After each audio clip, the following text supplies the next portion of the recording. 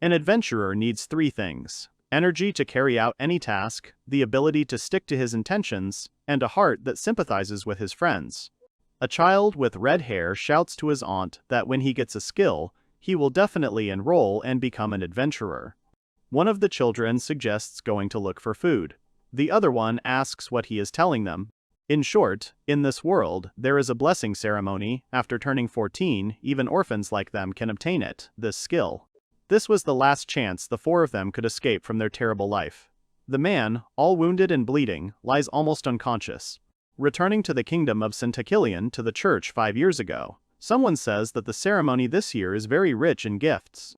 The child, whose name is Kridrod, was given a top-level skill suitable for magic. Great Sage. The girl Zeta is happy and says that she can't believe that she got the extremely rare dual skill, Holy Wave and Healing Hand. Liper was given the Brave skill. If used skillfully, this is also a truly unique skill. The old man says that this is God's grace, and that the power given to them by pitiful people is to fight against terrible monsters and demons. Kridrod says that he will definitely become the best magician in the world. The old man says that he hopes for it, and he tells Zeta to return to the church because her skills are inherent to the Holy Maiden. She happily says that she will definitely be useful to people. The guy says that he grew up in the slums, and now he is brave. He confidently says that they will do it. The old man says that it is the duty of those who have received the blessings given by God to use them. They should know about it. He asks them if they understand. They joyfully shout that they understood. Then the old man says that they have another one. He can't remember his name. Because it doesn't matter, he has no skill. This poor boy's name is Ryuya. He wonders why this is so. Why is it that he alone does not have the skill? The old man comes up and says that he will console him by saying that there are many who have not received the skill. This year, 4 people were present at the ceremony with him, but an exceptional situation occurred. He explains that it is simply unheard of for 3 people to become masters of skills at once, as is the case now, and all of them are of the highest rank. He again does not understand why he is the only one left with nothing. The old man says that such is God's will. He tells him not to be more depressed than necessary. Let him go and return to his old life, because that's how ordinary people live. If he understood, then let him go. Ryuya is still angry and sad at the same time. Why did this happen?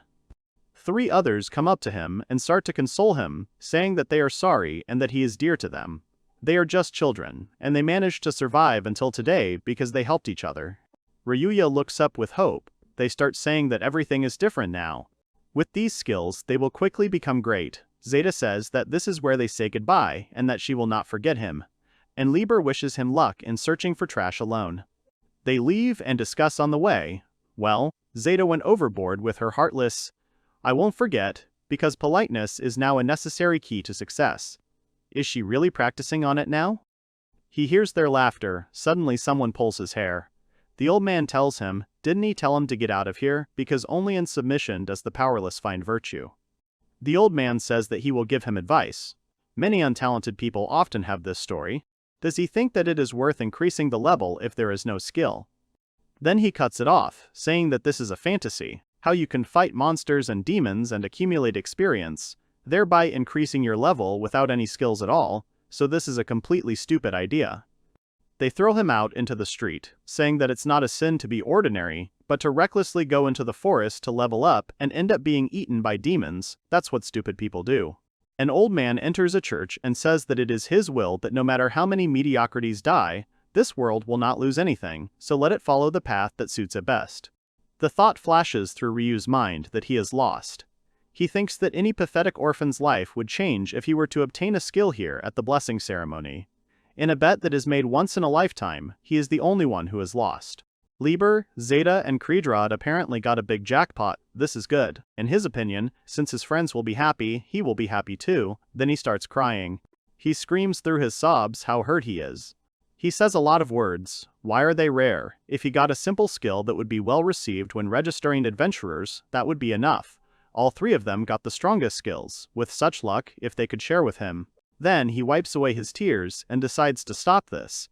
Now he needs to think about what awaits him.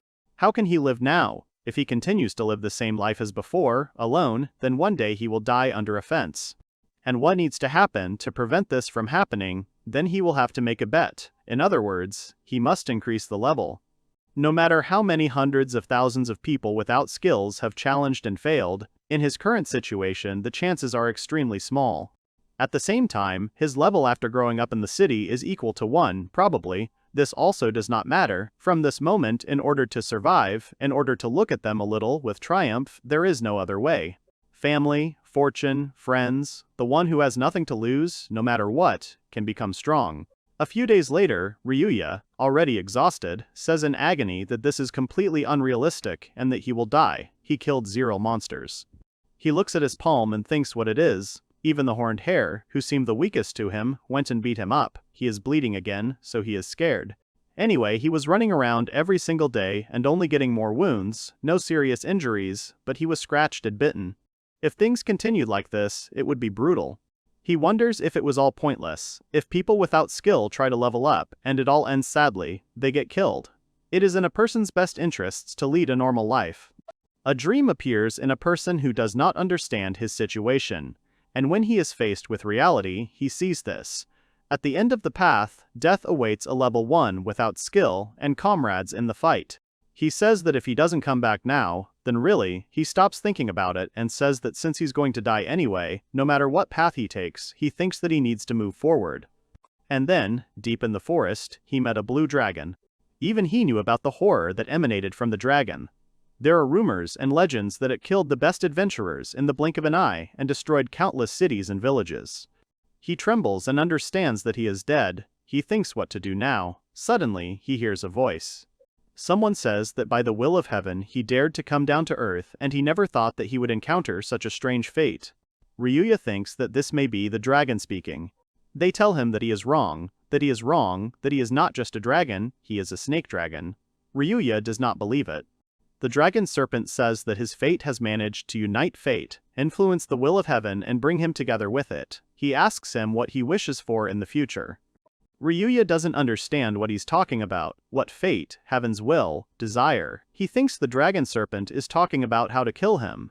The dragon serpent says that whatever he wishes for, in order to grasp this wish, he must do everything with his own hands, until he himself wishes for something with all his heart and stretches out his hands to it. Neither heaven nor earth, nor men nor gods, will give him anything.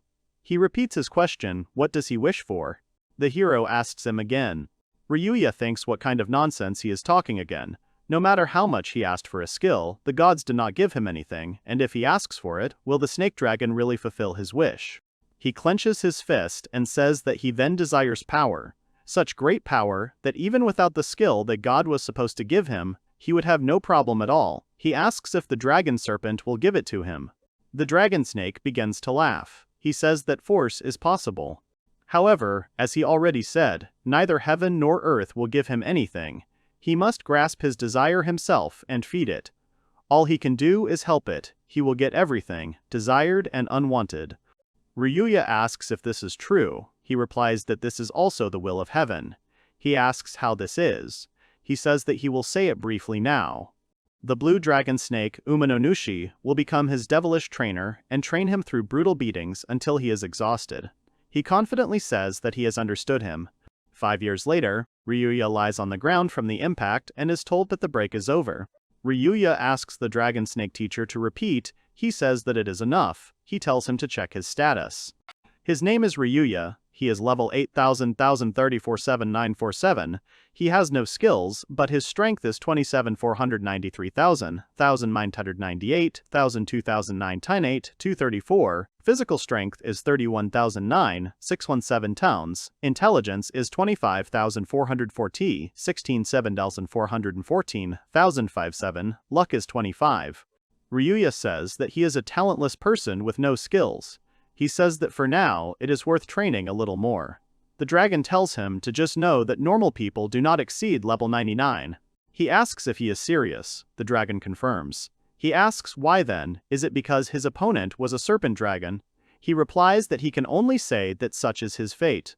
He says that the snake dragon's maximum level is 10 million. Since he has become stronger with him, it is the best time to stop at this area. Ryuya looks at his palm. To be honest, he hasn't fully realized it yet. He wanted to become strong enough to overcome his lack of skill. He wonders if he has come close to his ideal.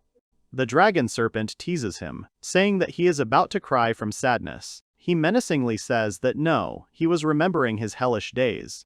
He thanks the dragon and says that it's all thanks to him.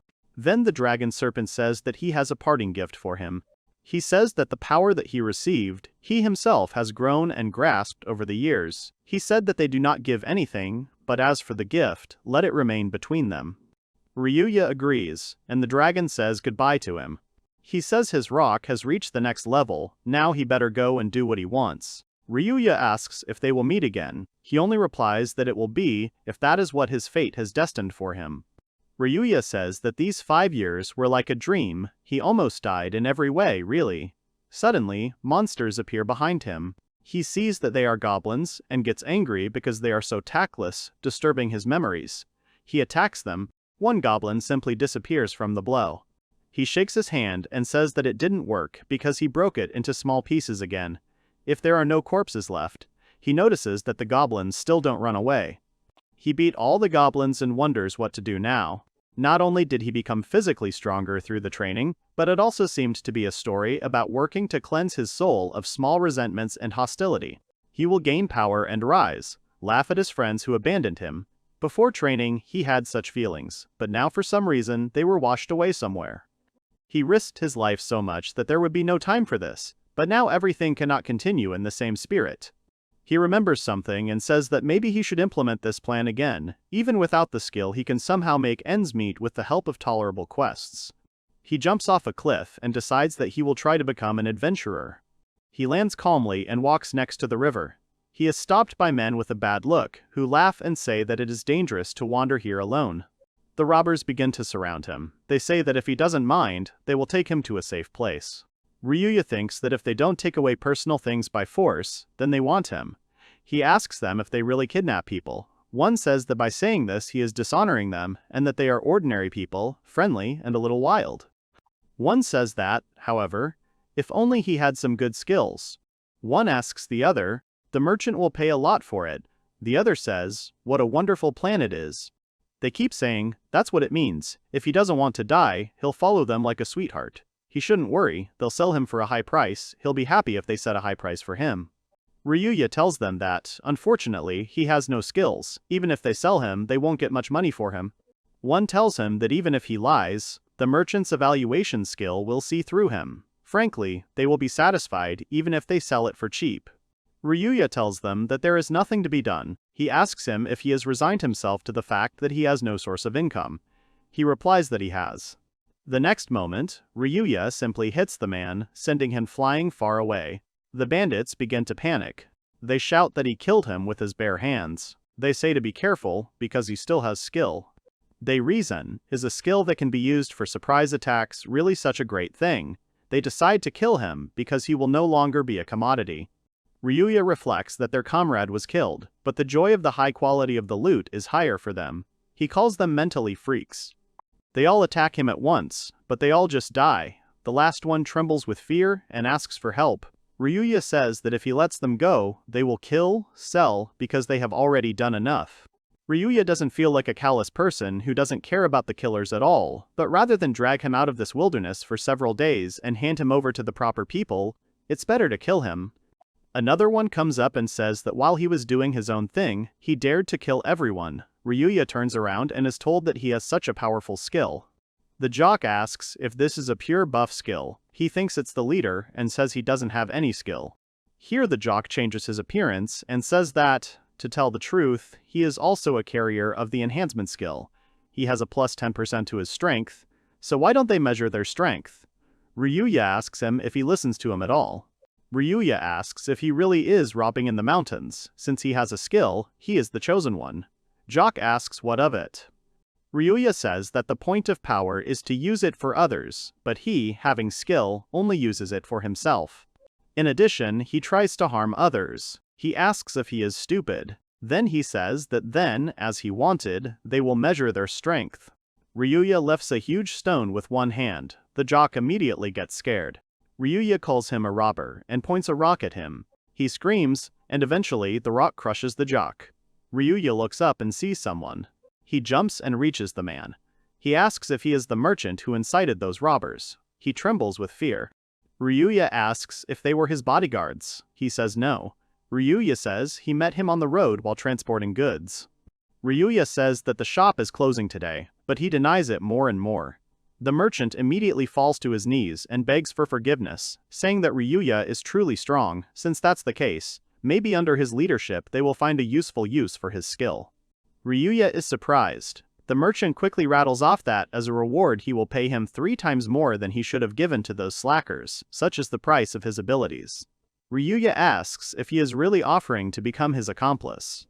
The merchant says that he seems to have misunderstood, because such trade is also a wonderful business. You give customers what they want. Once she took the 16th place of desired professions. If he is not interested in money, it is possible to pay in another way. Ryuya listens to this with a stony face.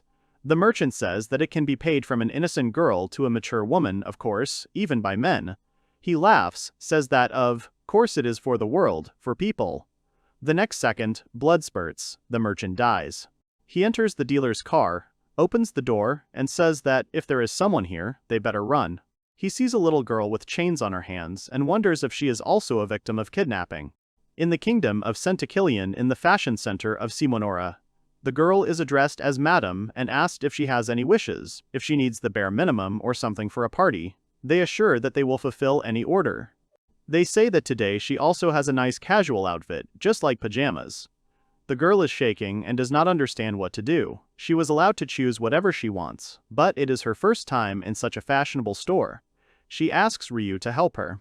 She sees Ryuya sitting on a chair with his head down, looking gloomy. She is scared because she doesn't see any enthusiasm in him. She thinks he is rather annoyed, which is to be expected from city people. Maybe it's cool on the contrary. At this time, Ryuya remembers how the girl asked him, promised that she would do anything, just let him take her with him. He asks if the merchant caught her. He asks how to return to his native place. With tears that in truth, she recently went through a blessing ceremony, and so she was able to get a skill. But it was some kind of amazing skill. From that very day, a strange atmosphere began to hang in the village. One night when she was sleeping, suddenly, Ryuya asks if she was kidnapped by a merchant back then. She says that it is true what they said, that there would be more than enough buyers for a young girl with such skill. For them, a rare skill is priceless. He then ponders how in this story the merchants learned about the girl's existence. He assumes that they whispered about her in the village. The girl tells him that she does not want to return there, neither home nor that village. Ryuya picks up the girl and agrees to her request. He says that he plans to become an adventurer now. The girl says that she will be too then.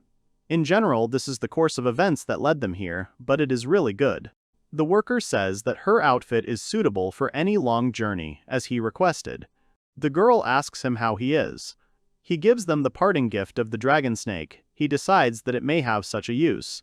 The girl thanks him, and says that she will definitely do everything for him. He does not understand why she should give herself so ardently. They are walking in the Centakillion table. The girl asks her what kind of big building it is. He answers that it is a castle. She asks if the king really lives there then. He thinks that he does. Ryuya thinks to himself that he came back here 5 years later. In the same kingdom, the Adventurers Guild, he says, how great, in place, as it should be. Ryuya says that abilities mean everything here, so there are a lot of rude people here. He calls her Noam and asks if it bothers her. She panics and says, no, it doesn't bother her. Ryuya says that it seems unreal, but they will go in. They come in and ask if they can come in. The worker asks menacingly if they really want to register. They get scared. Noam says it's a monster. She knew the Adventurers Guild was a scary place. The worker Lundite says it seems like she's afraid of her, so she's not useful at all, but the young man next to her has strong nerves. Ryuya says that 5 years ago he was completely petrified in front of her. She looks and remembers that this is the boy who called her aunt. Noam convinces herself that she is not scary. She is huge, but not scary. She asks what happened to the other 3. How are they doing? He tells her. She listens and says that people with rare skills are recruited ahead of time. This is normal for the church, and that they remain a company without any morals. Ryuya says that this is the reason he trained alone, so that even without skill he could become an adventurer. He says that in addition to helping someone in trouble, he bows and adds that he asks her if she could register him as an adventurer. She starts to say something doubtfully, and then Noam also asks her. She says that Ryuya is a wonderful person and that he saved her when she was kidnapped by bad people. Such a wonderful person will definitely be a good adventurer, and that this is the pure truth. Ryuya doesn't understand and asks why she acts hotter and more desperate than him. She awkwardly starts to justify herself. The girl calls him stupid. She asks him to repeat what an adventurer needs. He replies that it is energy that helps him to do any job, the ability to stick to his intentions, and a heart that sympathizes with his friends. The girl smiles and says that he is accepted. She explains that among the points there was no skill. She kept him company during training countless times.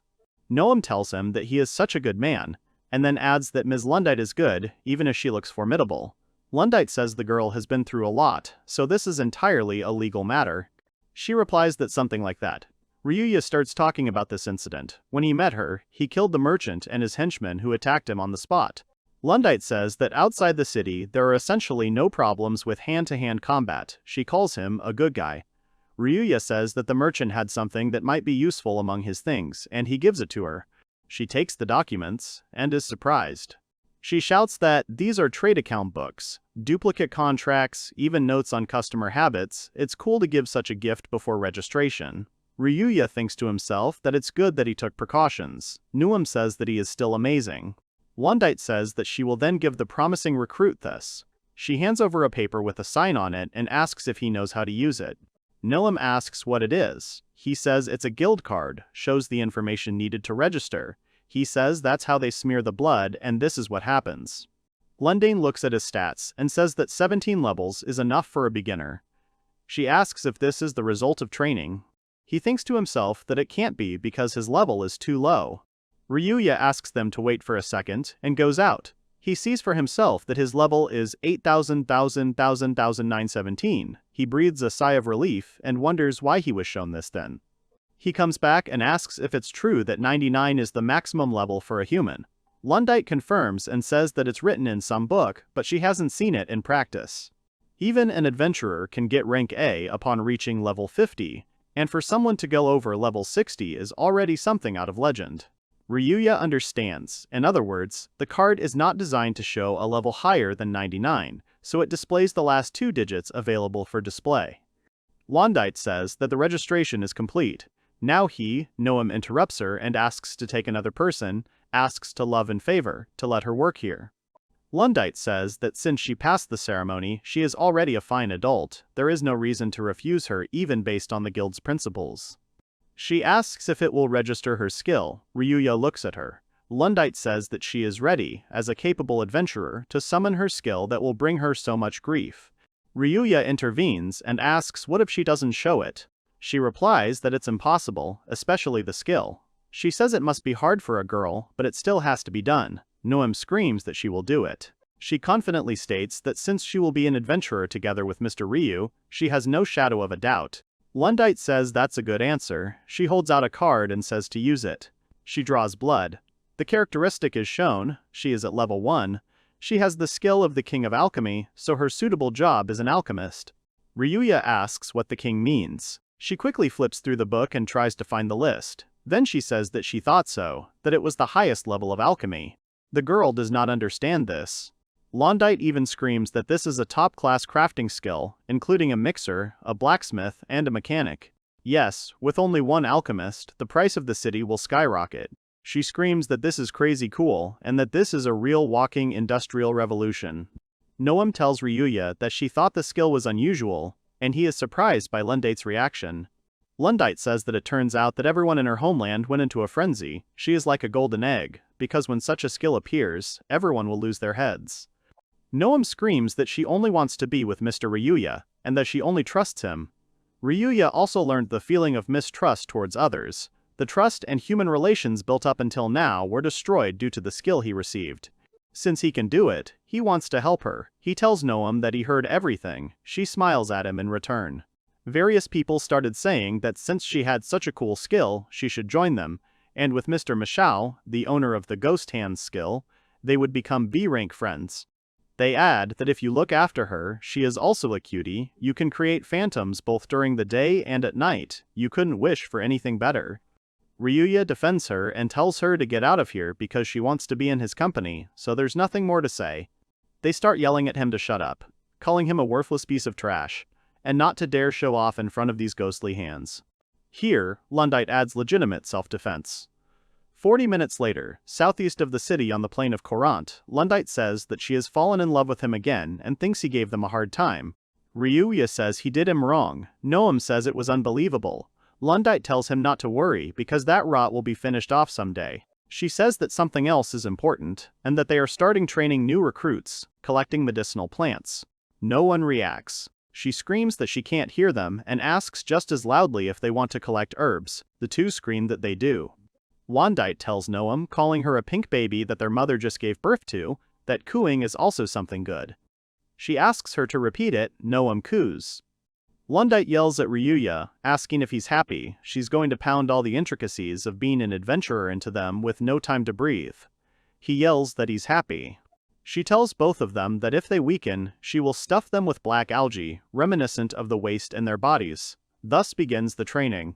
A few minutes later, Lundite says that even someone who is skilled can put 10 of the wrong thing in one basket, and that this is the thing, the time limit. Ryuya tells her that he is done. She looks at him and says that everything is correct and does not understand how he did it. He replies that he trained in the mountains. Lundite calls him a wild child. Noam comes and says that she is also finished. She is surprised. She looks and says that this is a medicinal herb of the highest category. Where did she get it? It's just a plague. Ryuya asks the girl if it is really thanks to her skill that the king of alchemy. She says that she doesn't know, because such a thing did not grow here, it just caught her eye. She tells Ryu that he is so awesome that he can do everything even without skills, and that she respects him. He awkwardly says that she is exaggerating. Lundite asks for attention and says that the herb collection ended surprisingly quickly, so they happily ask if they can leave early. She says that they will be inspecting the territory. There is a territory on this plain that cannot be stepped on. She says that the place where they are going now, during the training period she planned to explore with them once, and they will be adventurers, so she must remember. Ryuya notices that Lady Lundite is trembling, and there is this faint mist in front of them. He realizes that something extraordinary is definitely waiting for them ahead. Lundite tells them that if they get lost by mistake, they can say goodbye to their lives. The Adventurers Guild of the Centakillian Kingdom has designated a forbidden area that must not be entered under any circumstances. It's called the Zone of Evil Spirits. What is the name of the one who is waiting for them? Lundite says that the clergy also puts up a barrier and defends itself as best it can. Half of the territory has been taken over by evil spirits. If you accidentally enter here, it will end with them simply driving you to death. They are entering a forbidden territory that should never be entered. Lundite is asked if it is true that they are now outside the barrier. Lundite says that now is the perfect opportunity to show them his skill, hearing enhancement. With this power, even a whisper heard in the distance can be clearly heard. Even with a disembodied spirit that does not create any sounds, something will come out. Ryuya says that it's a surprisingly passive skill. Noam asks why it's not an aggressive ability. She is indignant that, why is that it's a skill? She says that with his help she has saved herself from certain death more than once or twice. Adventurers know how to avoid danger. Noam tells her that's why she's the guildmaster. Suddenly, Lundite asks her to be quiet and that she hears something. Someone is flying straight towards them, a dark monster. Ryuya assumes she hears it. They scream in panic. Lundite says it's Legion and that they need to run. Both run away, shouting that this is a representative of the most sinister class and that no physical attacks work on him. Noam herself notices this. Then Lundite, calling him stupid, asks what he's even doing. He needs to run faster. Ryuya turns around and tells Lundite that he trusts her with Noam because he has an idea. The girls scream his name as they see the monster flying straight towards him. The next second, the monster explodes and disappears. The girls look at this in shock. Evil spirits suck the life force out of a person, as he thought. He was wiped off the face of the earth when he used his incredible thing, one might say, technique, at once. The girls praise him and say that physics doesn't work on him. Lundite asks if he really does have some kind of skill. But more importantly for Ryu, it seems the real situation is more dangerous than anyone could have imagined. He tells Lundite that he is coming. She does not understand him. Ryuya says that if he continues to drive out evil spirits in this manner, there will not be a single one left on this plane. Lundite asks if he's serious. It'll take 2-3 days to cross this plain. He says they'll be walking through the miasma. 35 minutes later, they see a castle in the middle of the miasma. Lundite wonders how it's possible that the castle is in the fog. Ryuya wonders why they followed him together. She replies that it's just the guildmaster's personality. Noam tells him that she doesn't want to part with him and that she will always be there. They shout to Ryu again that there are legions there. He deals with them easily. In the interior of the castle, in the throne room, which is on the top floor, Ryuya easily breaks down the walls. Some people say that people don't often come to visit her. Ryuya asks her if she is the boss of the evil spirits that fill this plane. Lundite and Noam hide behind a wall and say that it is some pale person. This opponent says that putting it on the same level with all kinds of perfumes is unceremonious and rude for her. She claims that she is one of the supreme beings that rule this world. She is one of the 18 devilish spirits. Her name is Abinyon. Ryuya asks her if she could disappear from these places. She grumbles, "How awful." Ryuya says that the local evil spirits appeared because of her. She replies that she has no idea. Apparently they just got attracted to her miasma. He says that's why it's such a nuisance to everyone in the area. If she could find shelter somewhere else, as far away from the city as possible, that would be the best option. Noam agrees. Ryuya says that since she's a higher being, he thinks it's within her capabilities. She replies that it is not so, and that she liked it here. That is why she settled here. She asks, do they, people, do the same thing? Ryuya replies that maybe so, but they don't live as long as she does, and don't have as much power as she does. If she is wise, then maybe she will calm her divine arrogance and give in to them. Ambinion says that since we are talking about arrogance, this is what she will say. According to the rule, which has not been broken by anyone since ancient times, the weak obey the strong. She says that the weak surrender with cries, fall prostrate in the blink of an eye and beg for supreme mercy, otherwise, death awaits them. That's the only way. Ryuya says that negotiations also have their limits.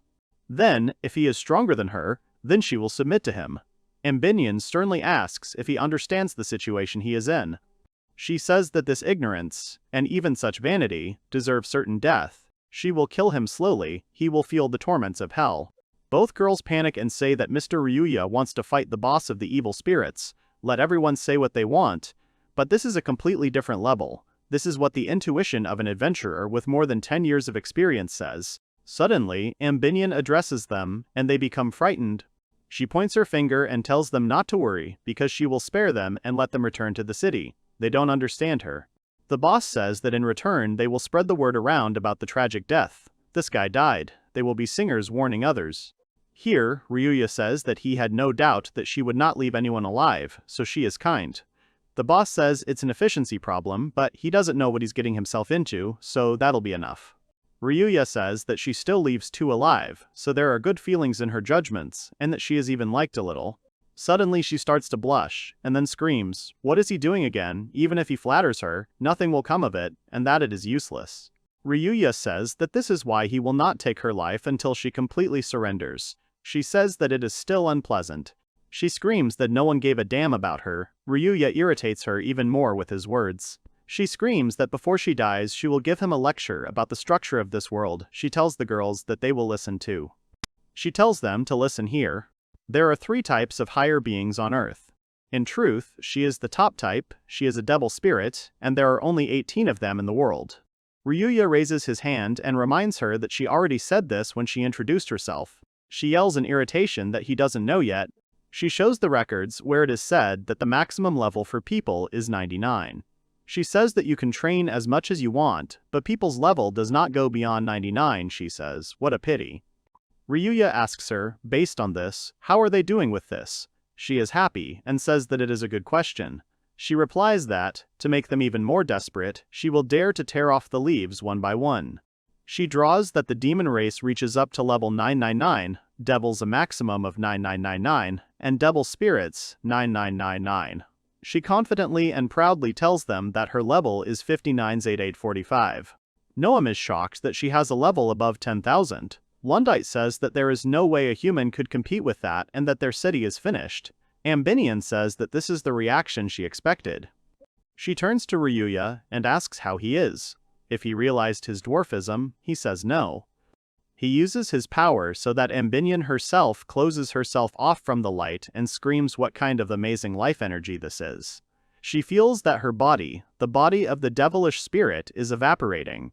Lundite says that she's pale. Did it really work? Ryuya thinks to herself that she's basically the same as the evil spirits, and she'll be neutralized if she's hit with life force.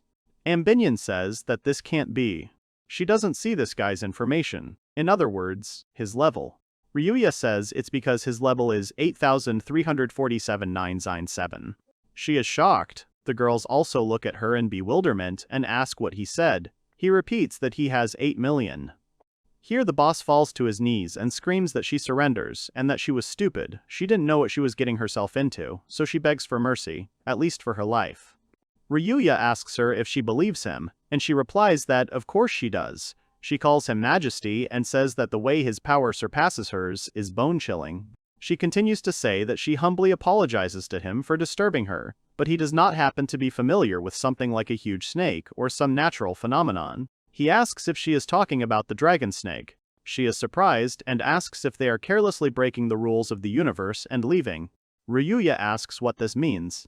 She says that recently she said that there are 3 types of higher beings on Earth, but besides that, there are beings beyond this world, which are called 8 snakes, dragons, 4 dimensions, 2 poles. They live in an inaccessible space. Once every few hundred years, they suddenly come and have such an impact that the world turns upside down.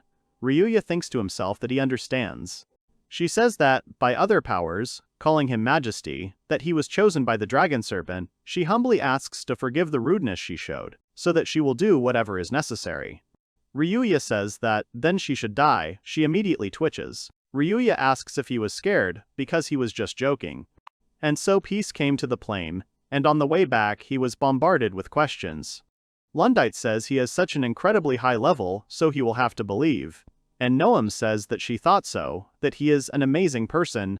For such a strong personality as he, skill is not important. Unlike her, after all, they twist her as they want. That's not so. Ryu was quite bothered by the despair and inferiority complex of a skillless person. He was even envious, and the impetus for training was frustration. Ryuya says that, even now, she considers herself a talentless person. He just became stronger, and his capabilities are probably limited. So now he will often rely on those who have a great skill, like her. He asks if she will help him at such a moment. She smiles broadly and says that she will be happy to help, and thanks him, saying that he has exceptional personal qualities. Ryuya sees the evil spirit boss and asks if she is still here. Isn't she moving out of here on orders? She says that she even removed the castle already. Lundate says that it really disappeared. Ambinion says that it's because the phantom castle is made from a part of her. Ryuya thinks to herself that she seems cool after all. He tells her not to bother her anymore. Ambinion flies with him. At some point they look back at her. She shouts that she intends to be with His Majesty everywhere. He says to look at their faces, that is, the girls. She asks if there are any problems. They say that they know nothing about these intentions. Ambinion says that evil spirits will come to them, won't they? If you turn off the tap, then everything is solved. Everything, so she won the argument. They begin to arise about her appearance. Ambinion says that due to the tuning of miasma, she can be in free flight, being in the range from white to transparent. They ask questions, but she doesn't seem to hear them. She suggests that they all return to the city in triumph. Ryuya thinks that the source of their problems is saying something else. Ryuya keeps wondering what kind of triumphant return, unexpected turn of events, or whatever you might call it. Ambinion says that since an oath has been made between master and servant, she must give him something. He looks up and she approaches him. Noam closes her eyes, and Lundite screams what the hell she's doing. Ryuya doesn't understand. She's a ghost after all. Is it really possible to touch her anyway? Ambinion says that they are now spiritually connected and can share some of each other's sensations. She tells him to look at the girls. It is impossible to see through an opponent stronger than himself, but in his case, everyone is completely revealed to him. He really sees the characteristics. The skill of Noam, the king of alchemists, gives the opportunity to carry out works on alchemy, metallurgy, mixing. In addition, it improves to the maximum all sorts of effects related to alchemy. Hearing enhancement Lundite improves hearing, and may temporarily improve further with concentration. Ryuya says that he really does see all the parameters, something different. The two get scared and say that it's cool, but something is scary. Mbinion tells him that she shared with him without any doubt. He only told those girls, this is her modest help, something that cannot be accomplished with muscles alone. She asks with a pitiful face if he can't accept it from the one who brings trouble. Ryuya ponders. Ryuya asks if it's fair for a devil spirit to have a face like that. She says that she's even on the rise. It's been a long time since a person called her beautiful. So, from the very first day after registering as an adventurer, they worked heroically. They return to the city in triumph. A fat man comes out in front of him. Someone complains to him about Ryu. Lundite recognizes him as Dogizu. Ryuya immediately sees his characteristics. She is at level 24, he has a solid fist of total destruction, which when touched with a fist, an explosion effect occurs, causing additional damage to the enemy. He asks Ryu if it is true that he has no skill and weapons. Ryuya looks at him and wonders who he even is. Dogizu says that he was kind to his younger brother Bari, he will answer for it. This Bari asks him to kill Ryu, he screams, he is finished, and that now they will arrange a phantom revenge on him with the whole faction of his brother. His little brother is covered in bandages and plasters, has broken limbs, and is annoying his older brother. Dogizu hits the younger boy and tells him to shut up. He points his finger at Ryu and says he'll deal with him first. And then he tells Lundite that she has been an eyesore to him for a long time, so from today on he is the master, and she serves him, and he will find a use for this girl, that is, Noam. They return to the city in triumph. Suddenly the enemy feels something strange in the body. It is an energetic drainage. Mbinion says that it is impossible to listen to this. It is so rude he asks permission from Ryuya if she can teach a lesson to these bad people. Ryuya refuses and says that this is his personal fight. Dogizu is already lying on the floor, all sweaty and shaking. He doesn't understand what's going on. He sees Ambanon. The case was eventually closed, and the Adventurers Guild was then cleared of troublemakers. Noam and Lundite, as always, are watching the situation from the sidelines. The next day at the Adventurers Guild, Lundite says she wants them to take a dungeon quest. She tells them they are in a difficult situation. They don't understand. Lundite says that first of all, she should thank them. They cleared the plains for herb gathering and cleaned up after Dogiza and his company. Ryuya says that it's nothing special. Lundite tells them that she raised their guild rank, so let them look at the map. Ryuya says that they went up 2 ranks. Mbinion says that's not bad. Lundite apologizes to Noam because she hasn't leveled it up yet, but with her skill she can easily level it up to C or B rank.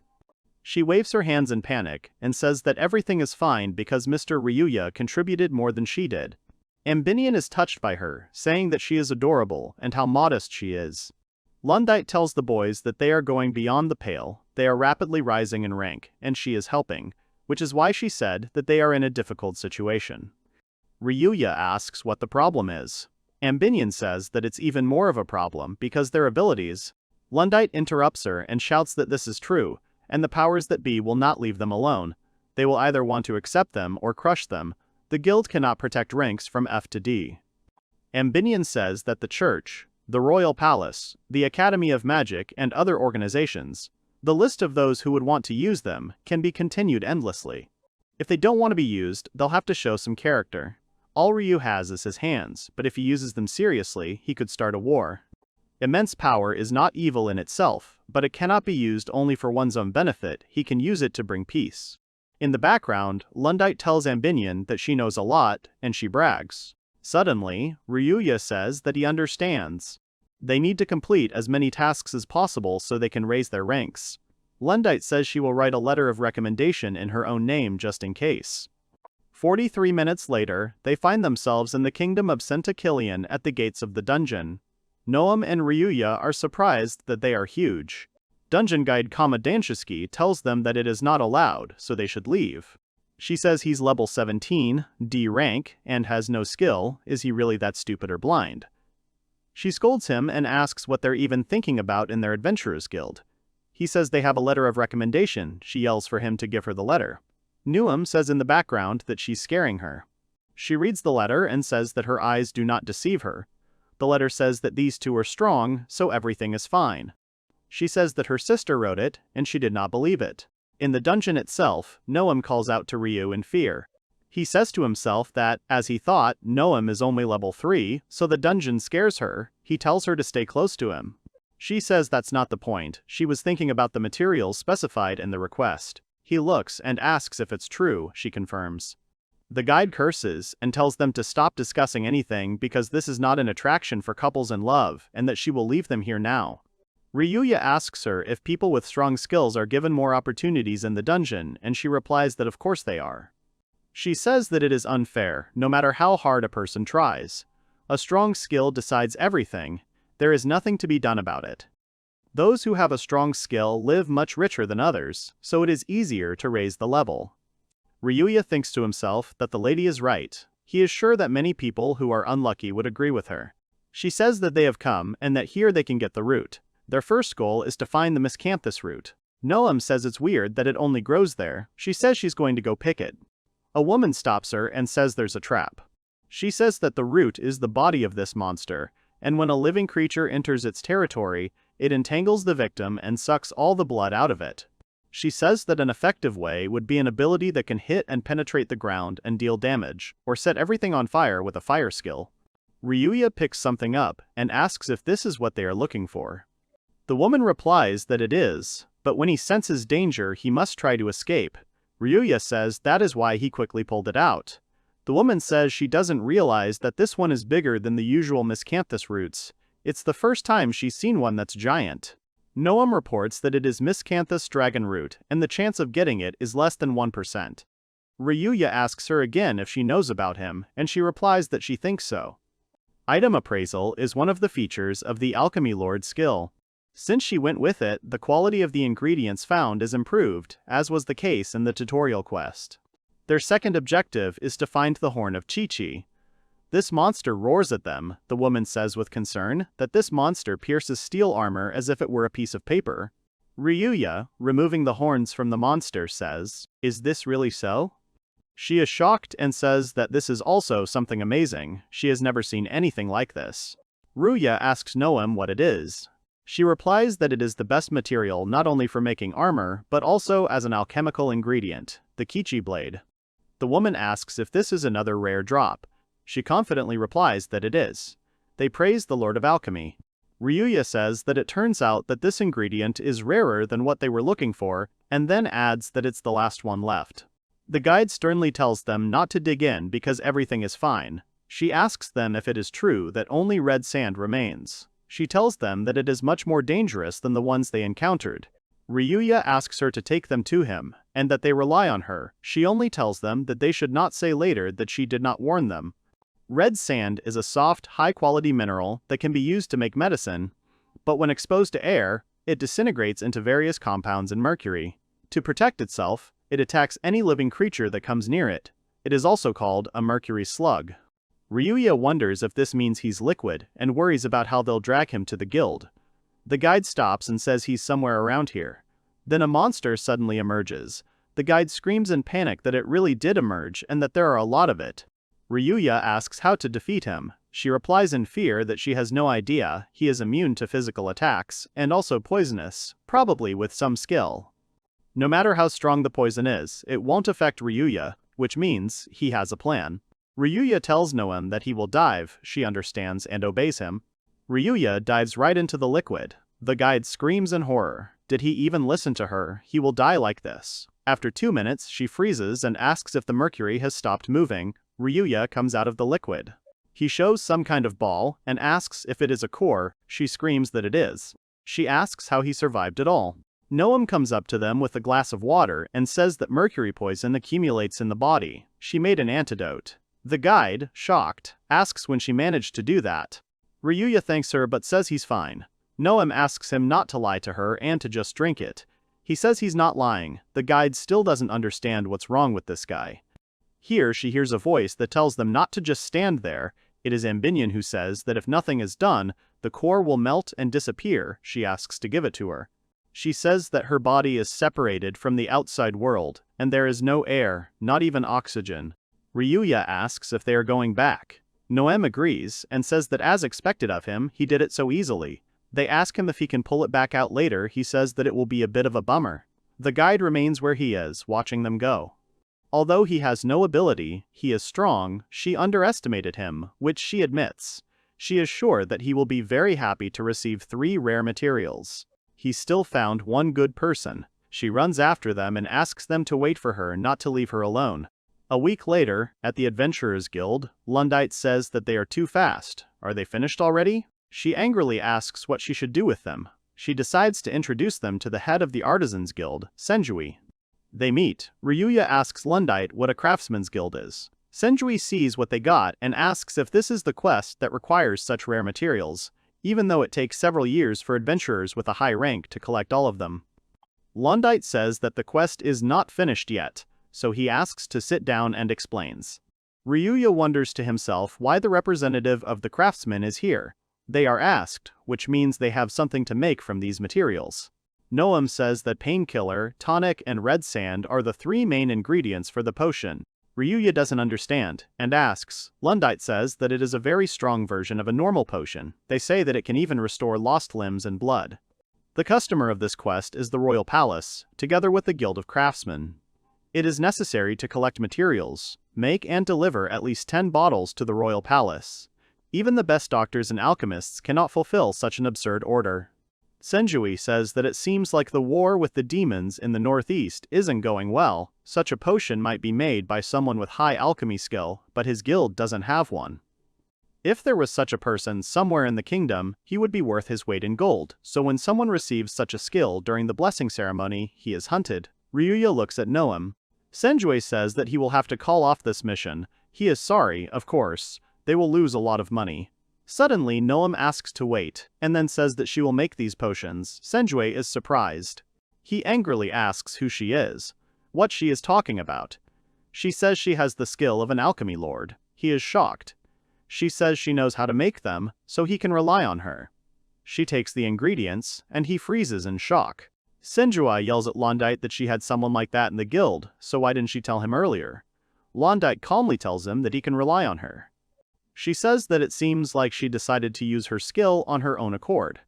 She guesses that it's because of Ryu. A week later, Noam says she's finished and made 300 bottles of the potion. The three of them are shocked and ask if it's really that many. The next day, Senjui speaks to Noam, begging her to join the Artisans Guild.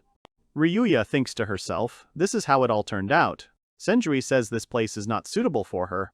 He argues that an alchemist is a highly respected profession, especially if she is the master of alchemy. He promises her better conditions and untold riches, so let her join. Noam confidently says that she refuses, but he doesn't calm down and keeps asking. She smiles and says that if there is any order, she will be ready to fulfill it. Ryuya thinks that it seems like she has become more confident. If the quest helped her grow, then it wasn't useless. Senjui says that he is not going to give up, by the way. He has one more request. He says that it is no secret that the amount of potions was much more than what the royal palace ordered. For a job well done, she definitely deserves praise. Sometime later, in the royal palace of Centakilian, in front of the throne room, Ryuya and Noam say that the king is waiting for them here. The Centakilian king, Leonard Friedrich Elric Sol, 8 says that they have done a great job. Their potions will definitely save their country. They thank him. The king says that he understands how difficult this task was. He did not think that anyone would be able to complete it. It is a great feat for such young adventurers. He would like to reward them with a worthy reward. Noam says that they were just doing the best they could. Ryuya thinks with displeasure, if he understood all of this, he still gave out this quest. Are there really circumstances that force one to give out such quests? The king holds out the Order of the Green Spirit and asks her to accept it first. He asks to let her be appointed as the royal alchemist with full pay. Of course, she will not be able to accept requests from other kingdoms, but they will pay as much as she wants and give her whatever she wants. Noam shouts at him to listen to her. He falls silent. The servant shouts how rude this is. She wants him to understand that these potions required very rare materials, and she wants them to reward whoever collected them alone. She screams that it was Mr. Ryuya who did this. The king asks if this is true. She says with a smile that it is the purest truth. He asks if he was involved in this too. Is he really a craftsman too? Ryuya thinks to himself that she just didn't want to go without him. He tells the king that he is like her guardian. They ask him what he means by that. He tells the king everything. The king repeats the information he received, that he saved her from the merchant, and also collected all the materials on his own. He specifies his name. He looks and says that he must be a very talented person, asks what skill he has. Ryuya notices that his eye color has changed and replies that he has no skill. He asks if he is lying to the king, who, with a stony face, replies that he is telling the truth. The king shouts that he will believe it. There are people in the world who hide their skills in order not to suffer, but in front of him is the king, and he must use all the human resources of the kingdom. It is a sin to hide your skill from the king. Ryuya calmly asks if he needs to show the guild card, and he insistently says to show it. The king looks at the card and says he can't believe it. This is the first time he's met a man without skill. Royal Minister Hussein Camille turns to the king and says that he is probably lying because he could not have achieved all this without the skill. In his opinion, he is trying to gain his trust. He suggests that they only pay attention to the girl with alchemy skill. Since he doesn't have the skill, Ryuya is useless. Noam says that since he is driving away Mr. Rui, she is leaving too. The minister and the king remain in shock. The minister smiles and says that they are doing this for her sake. Such a chosen young lady should not stand next to useless trash with no skill. People like him are worthless in his opinion. Noam sticks out her tongue and says that Mr. Ryuya is her savior and she doesn't want to hear anything from someone who says nasty things about him. The minister says, "How rude." Ambinion appears and tells Noam that it was well said. She tells the minister and the king to read tirades of praise to her master, otherwise they may suffer. At first, she decided to destroy the whole kingdom, but perhaps she will limit herself to this court. The minister screams in horror, asking who this pale woman is. The king gets scared. Ambinion asks Rui for permission. He panics and says no. The minister orders to take the ghost. The guards quickly go to them. Forward comes forward and tells everyone to stand still and that they don't want to fight. Ambinion calls them small fish and that hundreds of thousands of them are no match for her. The king asks Ryu if he has a servant. He replies that he met her and she ends by saying that she fell in love with him. Ambinion informs them that she is the mistress of all evil spirits living on earth. They must call her Corinth, and she serves his majesty, that is, Ryuya. They ask in shock if he really subdued a walking disaster, and he wearily replies that it just happened that way. The king says that if this is true, then his achievements are even greater. The minister interrupts and tells him not to let them deceive him. He says that this ghost woman is just trying to deceive him, and that she is in cahoots with Ryuya without skill. Let him think for himself whether he is capable of defeating such a monster. Ambinion calls the minister bald and asks if his head is completely empty. Noam and Ryuya are shocked that she said it outright. Ambinion says that, unlike them, she is able to see the power of his majesty. He trained under a great dragon and has a level above 8 million. The king opens his mouth in shock as soon as he hears the level. The minister smugly says that now everything is clear, and that it is just a big number that only a child could come up with. Ambinion approaches him and says that a foolish person like him, who only thinks in terms of human knowledge, is truly pathetic. She slaps her palm on his bald head and says that he received power from a great dragon whose level has reached 10 million. Then Ambinion flies and says that it is good that she enlightened these stupid people. Noam tells her that she is a good girl, and she even more joyfully asks to praise her. The king orders Lesledza to be summoned. The minister is surprised. The king says that if he really has such a high level, then he is even more interested in him. He expresses a desire to see his strength with his own eyes. He tells the story of Lesledza, from a noble family, who wants to serve his country faithfully and truly and will soon become a general. He asks if he would mind fighting him one-on-one, and he confidently accepts his challenge.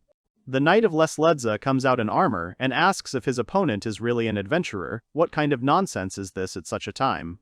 Ryuya thinks to himself that he can look at his opponent's stats. This knight is a female, 21 years old. She is level 31. She can attack with the holy attribute. Strength increases by 20% for each subordinate under his command.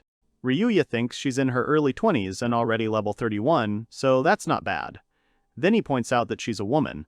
The knight says she's not sure if he knows, but she doesn't use her skill in combat because it's too dangerous. Ryuya says that increasing strength by 20% for each subordinate is a powerful skill.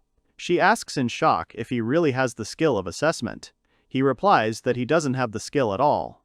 The knight says that this is nonsense, but it is obvious to her that he is not so simple.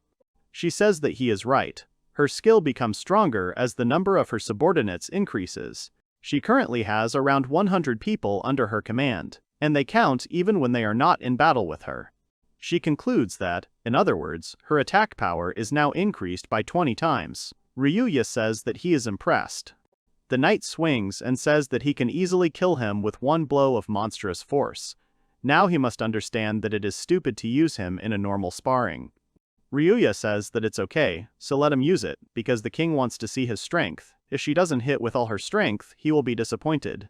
The knight says he's beginning to think he's trying to insult her. She says she'll do as he pleases, so he should try not to die. She strikes. However, Ryu stops her huge weapon with one bare hand. All the other knights shout that it is impossible to stop it with one hand, because this blow easily cuts through steel. Others say that he seems to have no skill. How is it possible without a strong defensive skill? The girls stand and watch in delight and pride. The knight begins to tremble and wonders how this is possible. Ryuya replies that he simply shifted his body weight, that's all. He lets go of the sword. The knight flies back and screams that it was impossible and that he could have counterattacked and won. He asks if he could hit a woman. The knight stands in shock and asks if she is a woman. Ryuya doesn't understand her either and asks if she isn't. Suddenly the king stops the fight, shouting that it is enough. He says that he has proven his strength. He admits that his words are true. Ambinion keeps shouting that of course it is true, because the Lord is the strongest. The king starts saying that therefore he has made a decision. The minister wants to object, but the king stops him. He turns to Ryuya and asks if he is capable of doing the impossible again. He asks him to go with Lesledza to the northeast and join the war. He even bows his head to him. Their enemies are demons. He asks him to save their kingdom, because it is the hero's duty to confront the threat. There are more than 72 types of demons in the world. They are classified according to their strength, from soldier class to demon king. Their maximum level is 999. Demons of soldier or knight rank are within the power of humans to defeat, but high-rank demons cannot be defeated by humans. The swamp-skinned demon says that he can't wait any longer, and that it's time to revel in the cries of humans once again.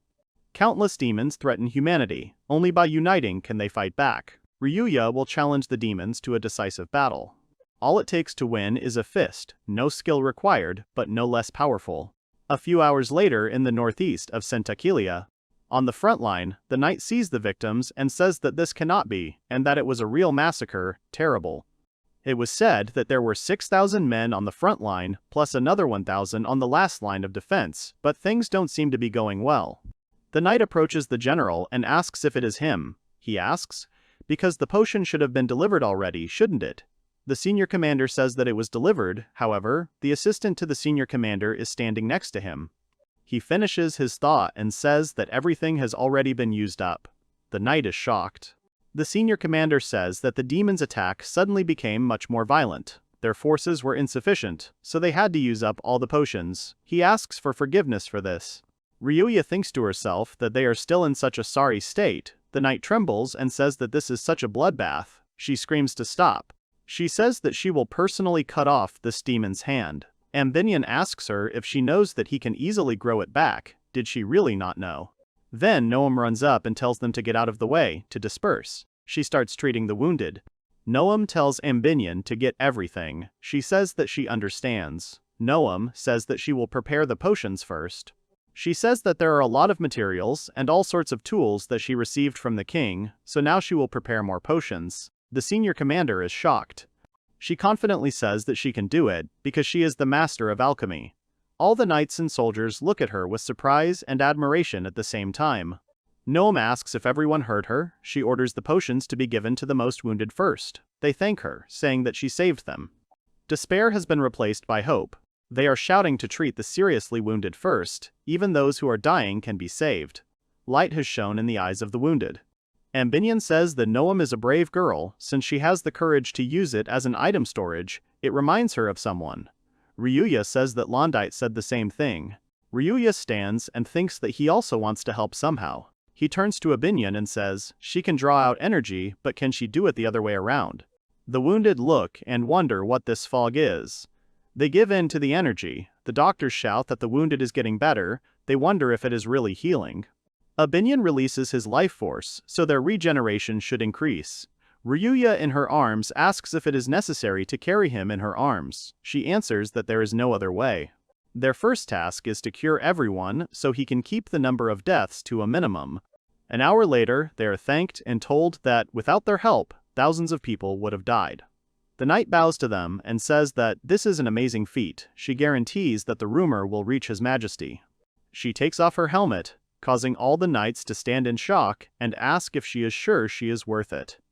Abinion says she thought she kept her helmet on because she looked bad, but let them just look at this beauty.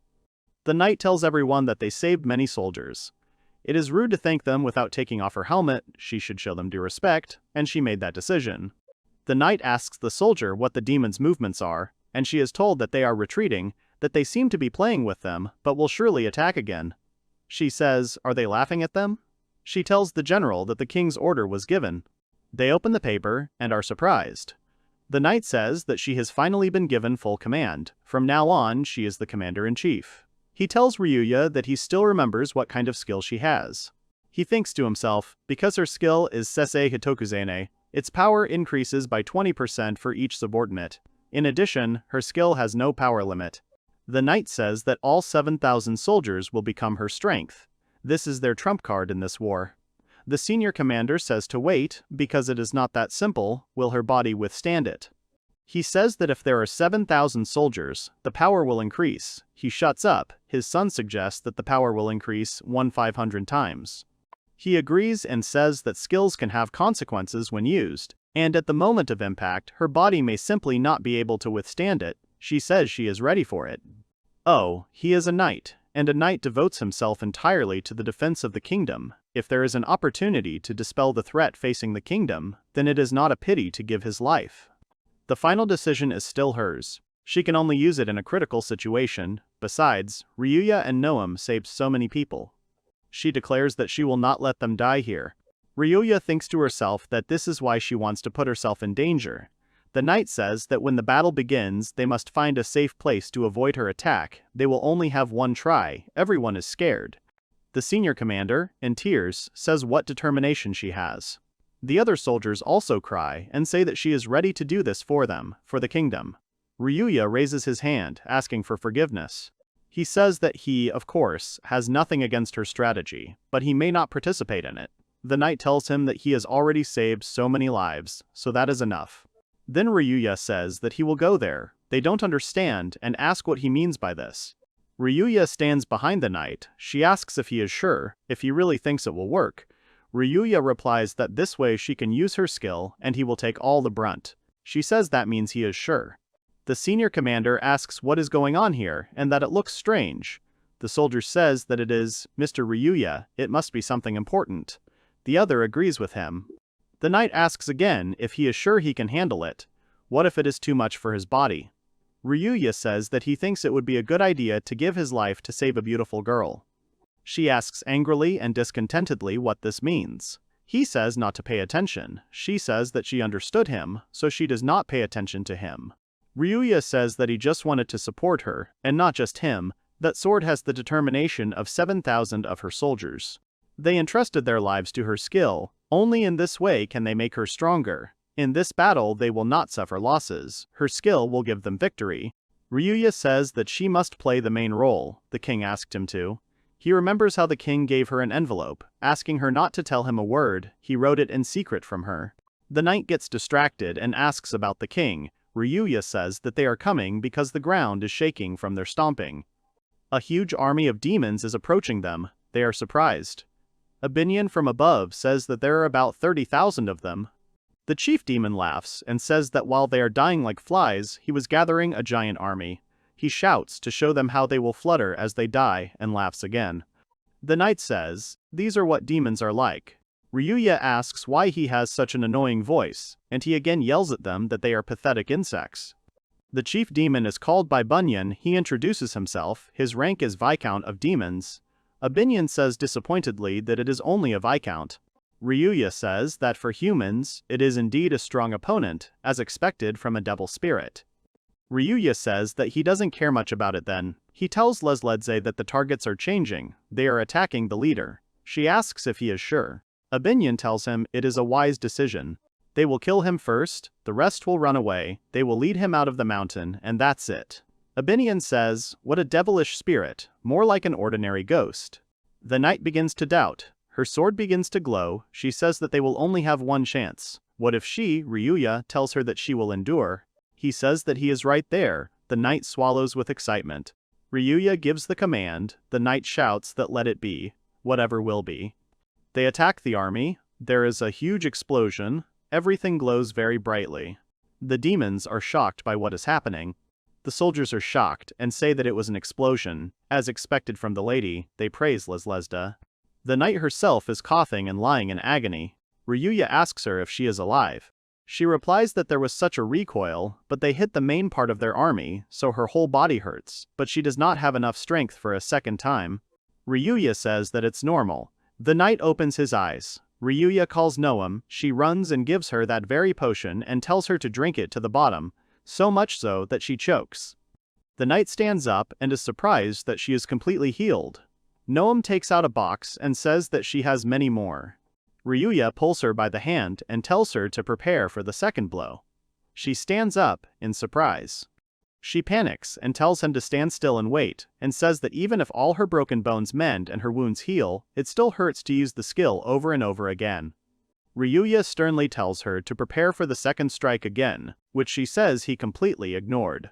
She gets up, braces herself, and throws a punch. Then she falls down again, screaming again about how much it hurts. The potion is poured into her mouth again. She swallows it quickly. Ryuya says that it is excellent, so let him strike a third time. She strikes again, then falls down, is given a potion, then gets up again, strikes again, drinks the potion, and so on, and again. Ambinion says that she could wipe out those 30,000 demons in one fell swoop, so why bother? Ryuya asks again, why bother? He replies that it was because this was a human battle, not hers, but it was the kingdom's army that had to rally and repel the demonic threat, and her skill allowed it to do so. Someone raises their hand. Ryuya starts to say that they are done here. The demon viscount stands up and asks angrily what that skill was. Ryuya says that the survivor got out. The demon calls them vile people. Their skills irritate him so much. Ryuya asks if he is going to run away, but he says he is in a good mood, calling him a bug. He jumps and says that he will still be able to have fun, because killing people is the best entertainment. He lands next to Ryuya and says that he will be his opponent, and Ryuya replies that he will entertain him. The demon viscount laughs and calls Ryu stupid. This is what everyone was waiting for. He says that his death will be miserable. The demon viscount asks him if he thinks he will be easier to deal with than 30,000 demons. He says that he is so pathetic and so stupid that he does not even realize that he is like that. He states that he will get great pleasure from killing them. The lesser beings, they will die suffering the torments of hell. Ryuya sees his characteristics. He reveals the true power of the titled demons. Not only does Benyon have a high level, but he also has many skills. He is a serious opponent for an ordinary person. Bunyan keeps saying that if he wanted to, he could kill them all with his own hands, not leaving a single wet spot. Does he really think that these demons were so necessary? Now they are definitely finished. He doesn't even realize that he and his comrades will be toys in his hands. Ryuya interrupts him and says he is talkative. Benyon holds out his hands to attack and says let it be as he wishes, so he will be the first to die. He attacks with acid mist. The soldiers shout that this one is deadly, so they must retreat. Benja shouts that this is the true power of demons, many abilities. He keeps yelling that there is such a huge difference in strength between humans and demons. Aren't they going to give up? He keeps calling them pathetic. Ryuya moves through the fog and says that you can't see a thing. He thinks that if the fog is not cleared, the soldiers might get hurt. Then he will have to. He calls Bunyan and says that everything will be as he wishes. There is a huge explosion. The demon is in shock. He screams, "What is this white fog? Was his acid fog simply blocked? This can't be, because his power..." Here Ambinion interrupts and asks if he thinks his power is stronger than the devil's spirit. She says that she strongly doubts it. She looks at Bunyan with disdain and calls him a demon. He trembles with fear and does not understand where the devil's spirit comes from. He quickly rattles off that the abilities of the devil spirit surpass even the strongest demons. He thinks that this is nonsense. How could she be here? Why did she unite with humans? He repeats again that this is nonsense.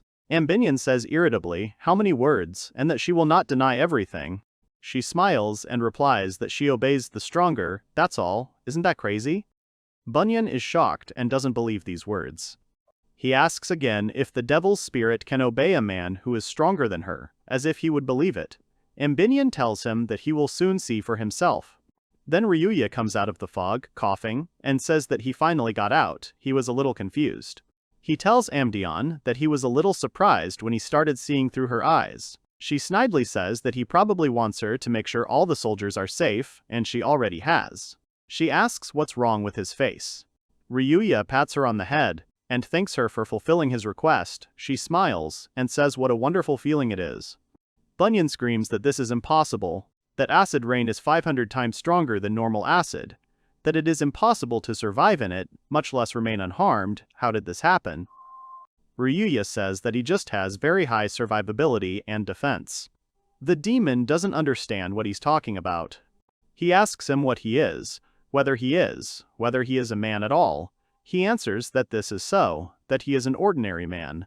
Then he says, does he know that he doesn't like killing? But the demon looks down on people and sees nothing wrong with killing them, so Bunyan asks, so what? Ryuya suddenly moves and appears right in front of the demon's face and says that he will have to kill him. Ryuya punches him, and he falls back. Half of his head is burned. Bunyan starts to get angry and stutters that he will kill him and that he has high regeneration. Ryuya continues to strike, wondering what he can do to him. The demon at this time thinks that this cannot be and that he has time to regenerate. At this rate, this man. He wonders if he will simply disappear forever as an ordinary person. After a while, Ryuya is told that this is a great job. He answers Ambinion that it is all thanks to her. The soldiers come out and say that the sky has brightened again, which means it's the lady and Ryuya. They see them. Ryuya walks, holding the knight in his hands, and says that they have won. The soldiers are happy that the lady has returned to them, and that everything is fine. Finally, it is a victory. Someone orders the gates to be opened. The knight calls Ryu, who turns around. She says that she can stand on her own, so let her go, because it embarrasses her a little. Ryuya tells her not to overdo it. Ambinion says that if he carried her like that, she would only be happy. Noam agrees, and says that she would also be in 7th heaven. Ryuya says to listen to Ambinion. She immediately says that she really wouldn't be against it. He sternly says that he's serious. A few hours later, in the kingdom of Centakillion, on the triumphal street, all the people are shouting and rejoicing at the return of the heroes. Ryuya asks if this is too much. The knight says what nonsense. They easily defeated the demon army, so naturally, they are happy. People shout, long live the kingdom, long live the king, that this is a great victory. The king congratulates them on their return and says that he has already received the report. His cheeks are red, they are burning. He says excitedly that he wants to hear everything from the participants of the battle, so let them start telling stories. Noam thinks to himself how lucky he is. The knight tells that after the first attack of the demons, she was in a terrible state, but when they arrived, they replenished their stocks of potions and cured the entire army. He is surprised. She continues to say that the next battle the demon warlord brought 30,000 demons with him, but with Noam and Ryu's help, they were able to destroy them all, ending up with 0 casualties. The king's eyes glow brighter. He is still in awe. The king asks what's wrong with his skill. He can harm her. She replies that it's true. She tells him that she survived thanks to Noam and Ryuya. Noam thinks to herself, what a look he has. The knight says that, first of all, the main merit in defeating the demons belongs to Ryuya. She would like him to receive the highest reward. The knight looks at Ryu, who looks back. The king says that perhaps Ryu was sent to them by God himself. Ryuya says no, this victory wouldn't have been possible without all of his subjects. The king says he's about to cry, then he asks why he doesn't make them all aristocrats. Then the minister comes out and asks if he is sure, where has it ever been seen that commoners become aristocrats, and especially not Ryuya without skill. The king clicks his tongue and says menacingly how he is so tired of him. Ryuya and Noam freeze, seeing that the king is angry. The minister says that his gratitude will be enough for such common people, and to tell the truth, it will even be a lot. The king looks at him menacingly and says that these are such big words. He shouts for everyone to listen, that the king's job is to govern the kingdom and help the subjects, and this time it was saved by Ryuya. That is, he fulfilled the duty of the king. The title of aristocrat is only the smallest reward that awaits him in the future. The minister trembles with fear.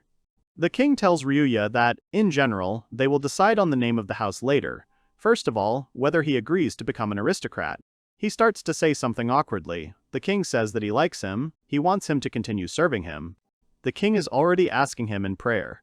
Ryuya doesn't understand what kind of faces these are, and how can he refuse him when even the knight is looking at him like that. The minister shouts at them to slow down. The king and the knight ask irritably and simultaneously what it is this time. Ryuya thinks to himself that he is noisy. The minister says he just learned that an important guest has arrived, so first he must respect the guest and then decide. When asked who he is talking about, he says that a hero has arrived. Ryuya doesn't understand what hero. The knight is also surprised. Doesn't he know? She says that a hero is someone chosen by the church. The church determines the skills of people and takes the strongest into its service. This is a select elite, the best fighters, heroes who serve the church with faith and truth. Ryuya thinks that means they are pawns of the church. Londite already mentioned them to him. He looks at the knight and thinks that it is written on her face how much she hates them, but why? A guy comes and says that the desperate brave Liber has arrived to save the kingdom. The minister applauds him. Everyone else stands in complete shock. The king asks him what to save him from. He laughs and says that his kingdom doesn't suffer from constant attacks by demons. He smugly says that this is why he came. Now they can rest easy. A strong hero like him will stop the demon invasion without any problem. He suggests throwing a feast in honor of his arrival.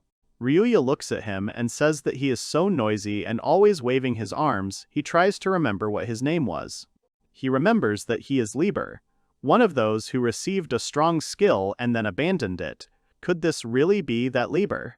Liber keeps shouting that his power will bring order. They will finally see his greatness. He is sure that he will cope, no doubt. The king looks and says that he cannot even get a word in. Liber says that ballads will be composed about his victory, and as a reward he will receive a beautiful princess. Sledza hides behind Noam.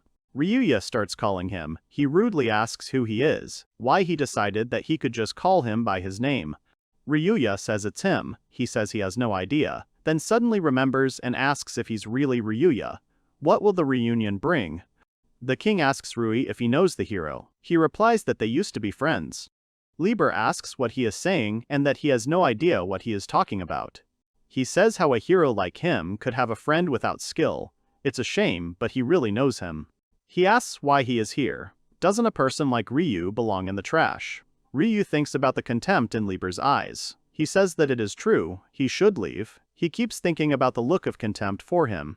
Liber turns to the king and says that maybe they can finally get down to urgent business. The king asks what he is talking about. Liber is hesitant at first and tells them to stop pretending, because there is an army of demons on their kingdom and the church sent him, the brave Liber. The king understands and says that the priests and heroes who possess the most powerful skills, who must fight the demons, and whom he asked for help.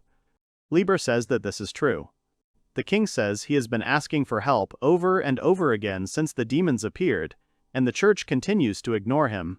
Ryuya asks the knight if this is true. She confirms. The sacred magic of the church is very effective against demons, priests are just able to handle it, and he is completely silent about the skills of heroes. The church has monopolized all means of fighting demons, so the church has sent a request for payment for the work. They literally suck money out of the kingdoms on a global level. The king says that this is a shop of greedy swindlers. Liber says to wait. After all, he has arrived. The church helps many kingdoms, so they cannot immediately respond to his request. The king knocks on the table and says that this means that they also have priorities. The king says that a moment's delay could result in the death of people. His kingdom donates a huge amount of gold to the church every year. Apparently he needs to think 3 times before sending a donation next time. Liber says that he is not the only one who makes a donation, and as for his word, he would not like to lose the donations, but he asks him to think about it. He raises his head and says that he is the hero Liber. He can marry Princess Sledza. Ryuya turns around and tells the knight that he called him a princess. Noam says that it suddenly got cold here. The king asks if he really wants him to give him the princess to protect the kingdom. Liber says that the patronage of the church will be useful to him, and it is the duty of the king to defend his kingdom. The king says that these are interesting words. He asks if this is a threat. Liber smiles maliciously. Ryuya looks at this and thinks that this is terrible. Maybe he should intervene, but then changes his mind, saying that it is too early. Liber laughs madly and shouts that he is waiting for an answer. He says in a commanding tone to give him the princess, and peace will come to the kingdom. Even more, here it will come. The king shouts that this will never happen and throws him an object. He dodges, finishing his speech that paradise will come. The king says that it is better to be at the mercy of demons than of people like him. He says menacingly that he refuses. Liber is indignant. What nonsense, let him come to his senses. The king says that this is not a joke. Didn't he notice what mood everyone was in? He tells them that the demons have already been defeated, the kingdom is saved, so they don't need him. Liber asks if that wasn't a welcoming parade in honor of his arrival. He even waved at them. The king says how stupid he is, how inflated his ego is. The king tells him to get lost. He is not going to talk to someone like him anymore. He tells Liber to tell the church that his kingdom is separating and that they will not receive a penny from him again. Ryuya says that he is very angry. The knight agrees with him. Liber asks the king to wait and says that he cannot believe it. He is just bargaining, then he offers to negotiate. The king answers him that he doesn't care what he doesn't believe in. Liber stutters and asks who then dealt with the demons. He asks to tell who it was. The minister tells Liber to calm down and that it is hard to believe, but the demons were dealt with by a man with no skill. He points his finger at Ryu. Liber repeats his name in shock. He grabs him by the shoulders, twitches, and asks him to tell the truth. It is a lie that he is hiding the truth. He calmly says that nothing of the sort. Liber screams that he is a useless man with no skill. He is just an outcast, because he should have dealt with the demons. Here, Noam comes out and slaps Liber, so that he just flies away in shock. Ryuya looks questioningly at Noam's confident face. Noam tells Liber to shut up, and that she won't allow a coward like him to say such things about Mr. Ryu. She says that almost everyone present personally witnessed him defeat the demons.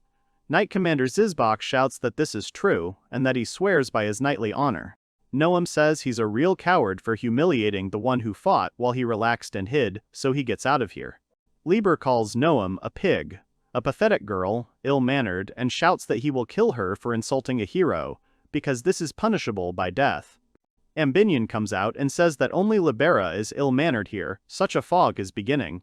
He gets scared and asks what this fog is. Ambinion looks at Noam and says that it was well said and that she is a good girl. Liber raises his head and asks where the ghost came from. Ambinion says he's a real clown. She says that although he is funny, it is time for him to go. This fog envelops the guy and spins him upward. He flies upward with a scream. Ryuya says that he could have done it himself. Ambinion asks why he should bother and waste his strength on such a thing. The king calls the minister, who gets scared. The king says that now the whole festive atmosphere is spoiled because he usually negotiates with the church. It's all too suspicious. Maybe they gave him a bribe, so he needs to check. He bows at his feet and says that nothing of the sort.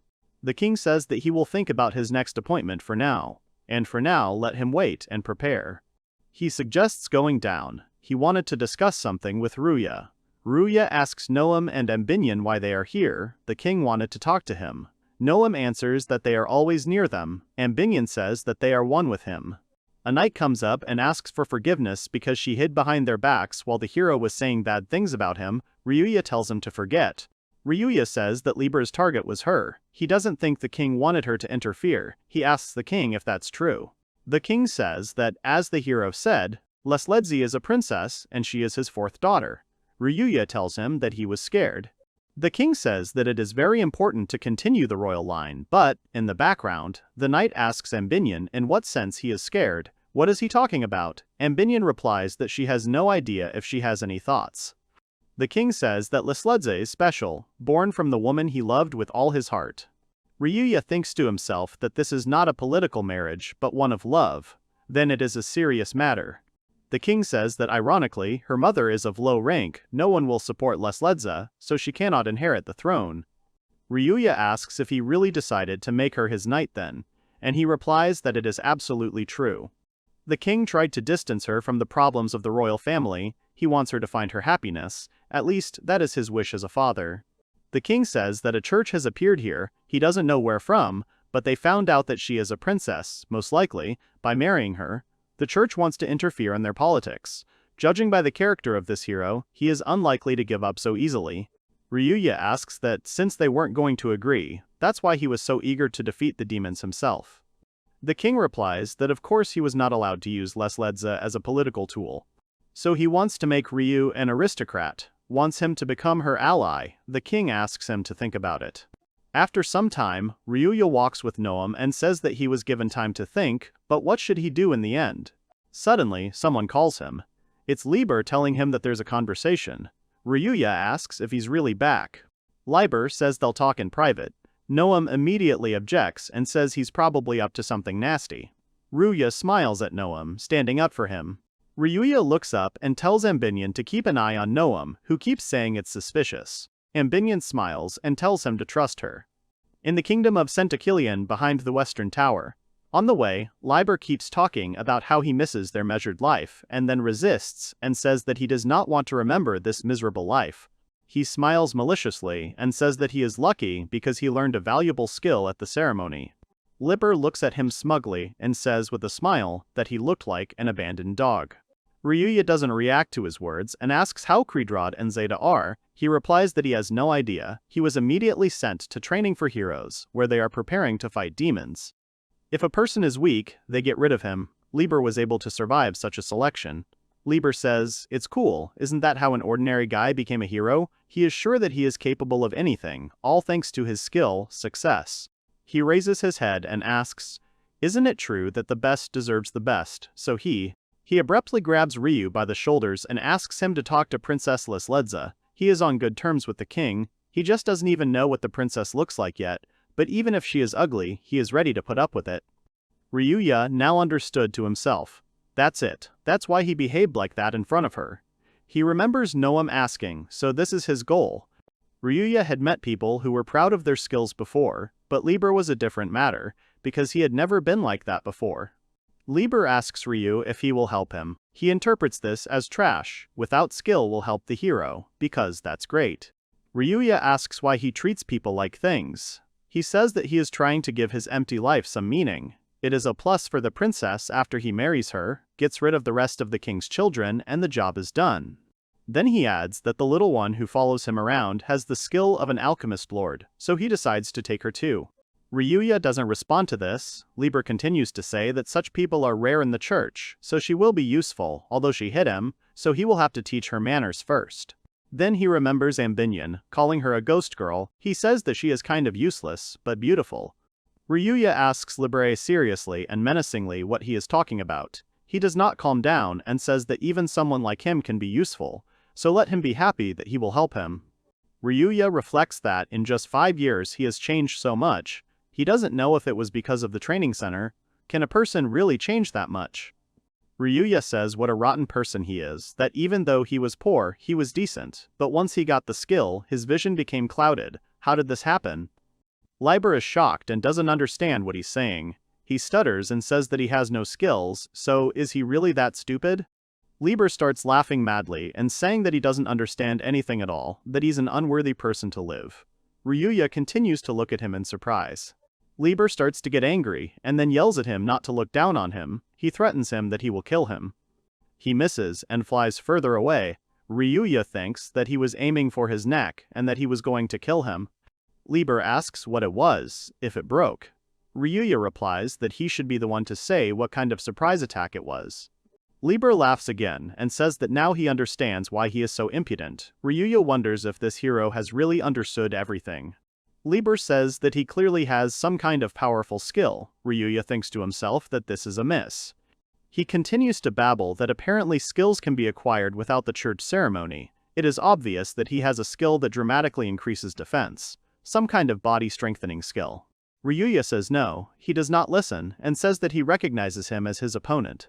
Liber says how he could become a hero is his strongest and most versatile skill. Ryuya will understand that his skill is just a joke. Ryuya thinks to himself that he is just talking for now.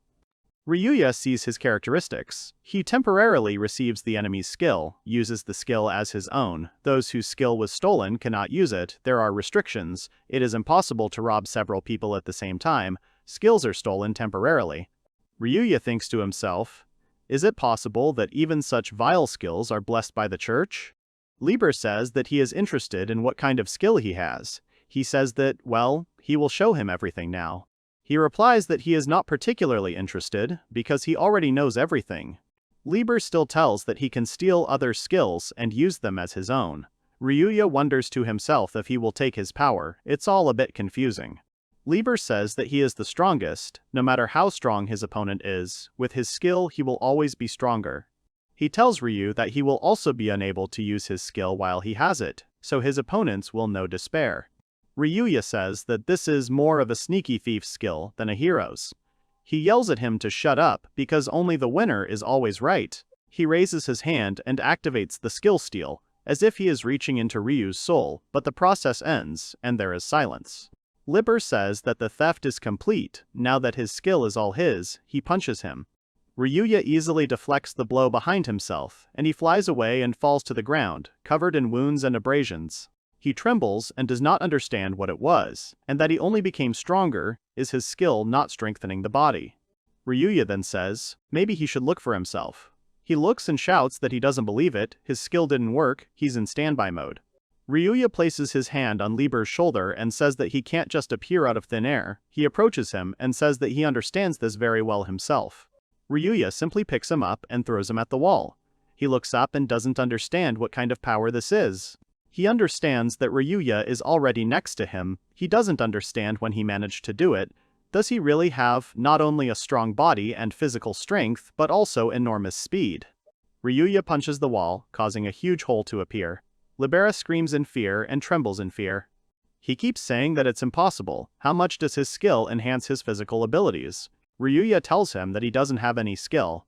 He shouts again that now he understands everything. Ryuya asks if they really understood everything exactly. Lieber says he's heard of things like this, where some of the best skills can have effects that can negate the effects of other skills, which is why his theft didn't work.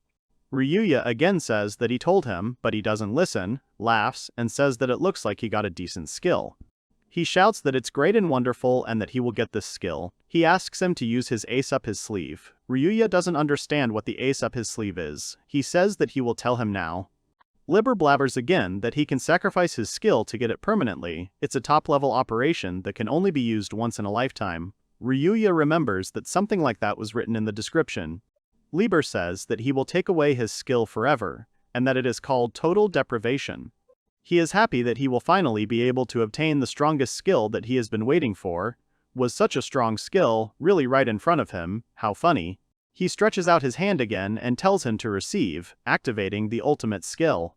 He uses it, again nothing happens. He swings again and says it's a pity he didn't realize its value earlier, then bids it farewell. Here Ryuya just hits him in the stomach. He writhes and coughs. Ryuya tells him to listen to him and look at his parameters now. Lieber now sees that he has no skill at all. He panics and shouts that he has no skill now. Ryu thinks that means he has won. He keeps shouting to cancel. He cries and says it's a dream, a nightmare. Ryuya gets irritated and punches him in the face. He falls, loses consciousness. Ryuya exhales and thinks that it was strange.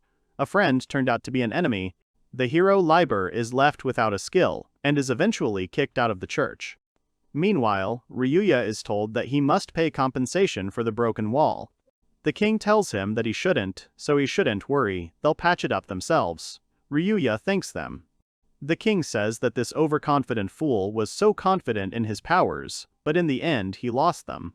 Ryuya thinks to himself that he even feels a little sorry for him, although he deserves it.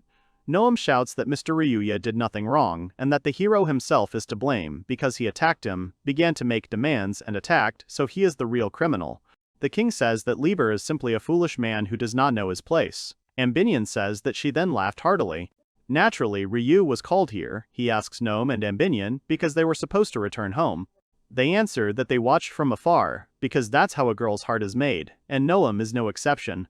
Ryuya wonders what kind of girl's heart she's talking about. Ambinion says that since they had seen everything, they had to tell all the details to this pompous old man. She managed to explain to him that they were not guilty. The king says that there was no need to call him a pompous old man. Ryuya silently asks for forgiveness for her. The king says that when it comes to self-defense, evidence from loved ones alone may not be enough. The church will clearly point this out. Let them not forget that they grew up by walking over the heads of other people. Ambinion says there is no need to worry. If they challenge the master, he will easily finish them off. Ryuya thinks to himself that it is too early to kill them. Ryuya wants everything to go peacefully. Of course he's not going to make any strong concessions, not to mention that they'll probably try to slander him. He's sure that he's clearly attracted their attention. In the background, workers are rebuilding the wall that Ryuya destroyed. One holds bricks and says that the sun is still high. Another, dragging bricks towards him, offers them a snack. The king explains that the church is the only one capable of confronting the demons, and Ryuya, having defeated one of these heroes, has clearly undermined their authority, so it is inevitable. Ryuya says that things are bad then. Ryuya doesn't want to interfere and doesn't want to get along with the church either. The king laughs and says that of course his kingdom will do everything it can to support him, he will do everything in his power to thank him. Ambinion asks him if he will help simply from the bottom of his heart. He answers, of course. She asks again if there are no hidden motives. He answers, none. And then, in a calm voice, he says that he will not be able to speak out in his defense if he is a simple adventurer. Ryuya asks again. Ambinion smiles slyly. The king says that he will ask him again if he wants to become a nobleman of his kingdom. Ryuya thinks to himself that they are back at it again.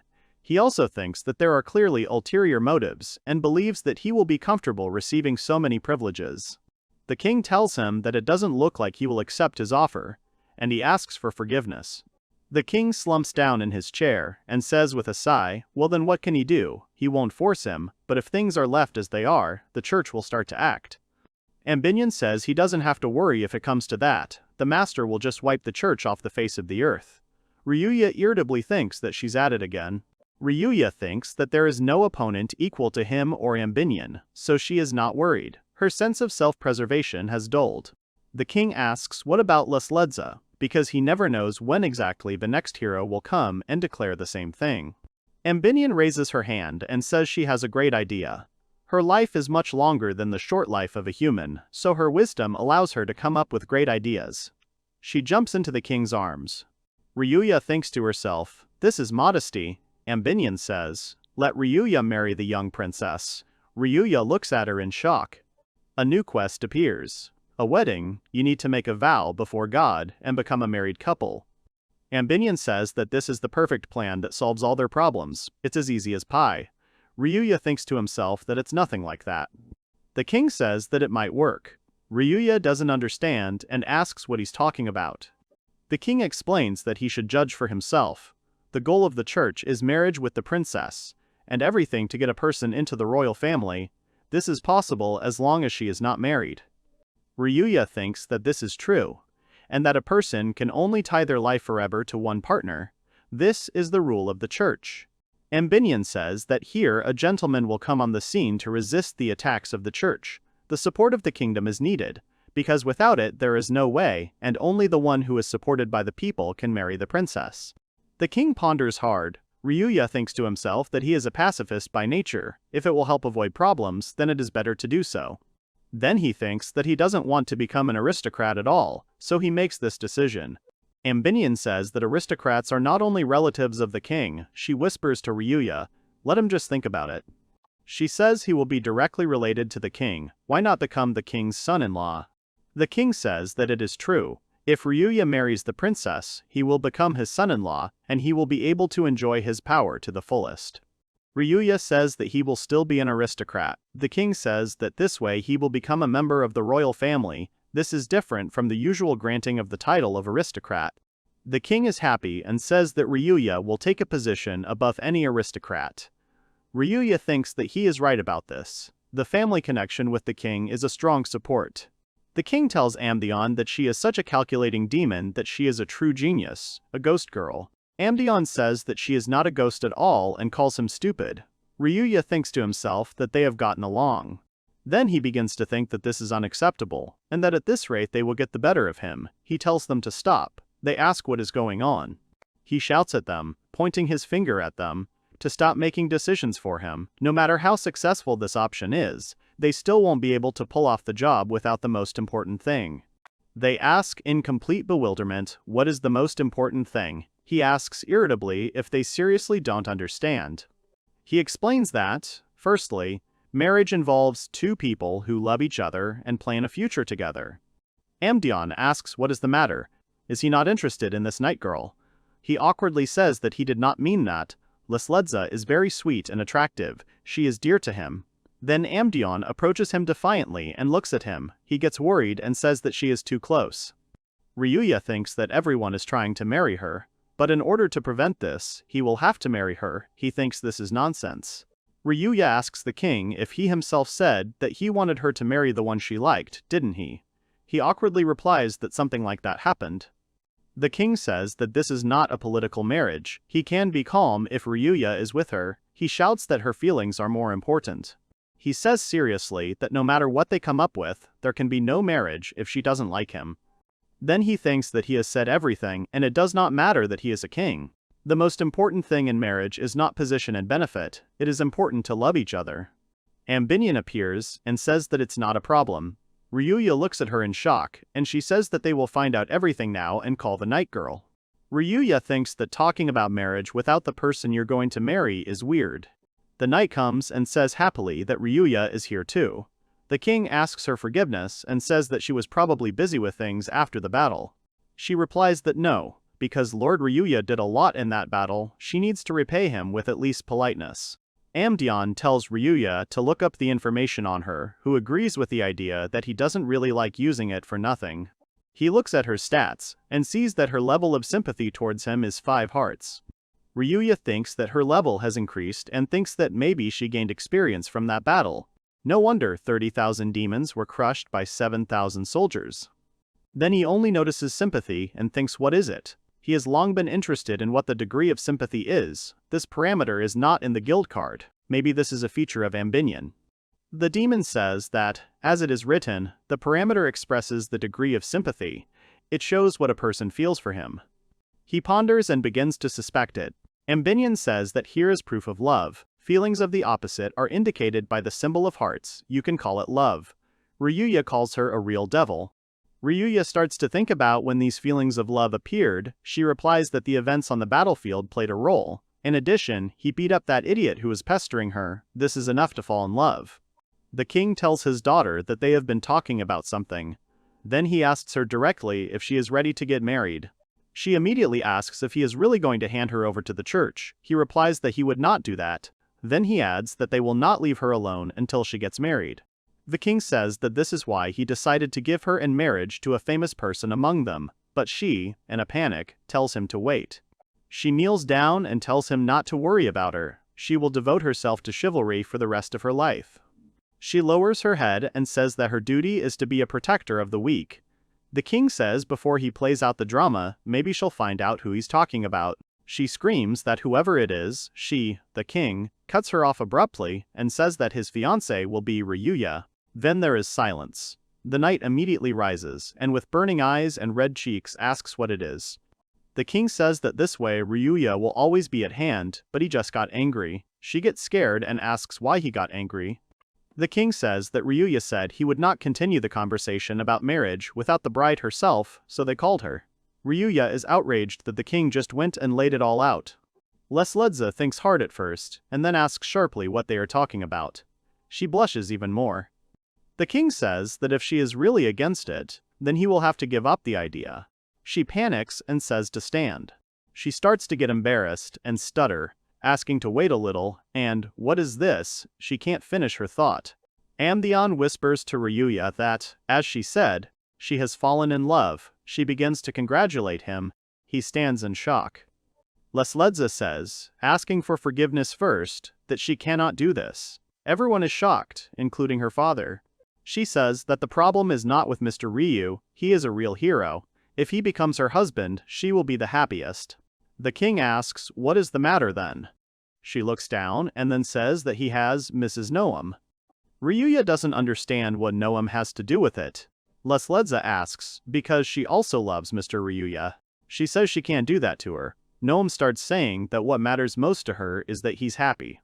She says that she is only here because of Mr. Rui's efforts, so she should at least thank him somehow. She will not interfere with him building a happy life. Lesledza appears and shouts that this is wrong. Ryuya does not understand what is happening at all. Lesledza screams that just letting go is not the only way to thank him. She was always there for him, always supported him. She can't just take him away, because he needs Noam more. They start throwing arguments at each other. The king and Ryuya don't understand what's going on.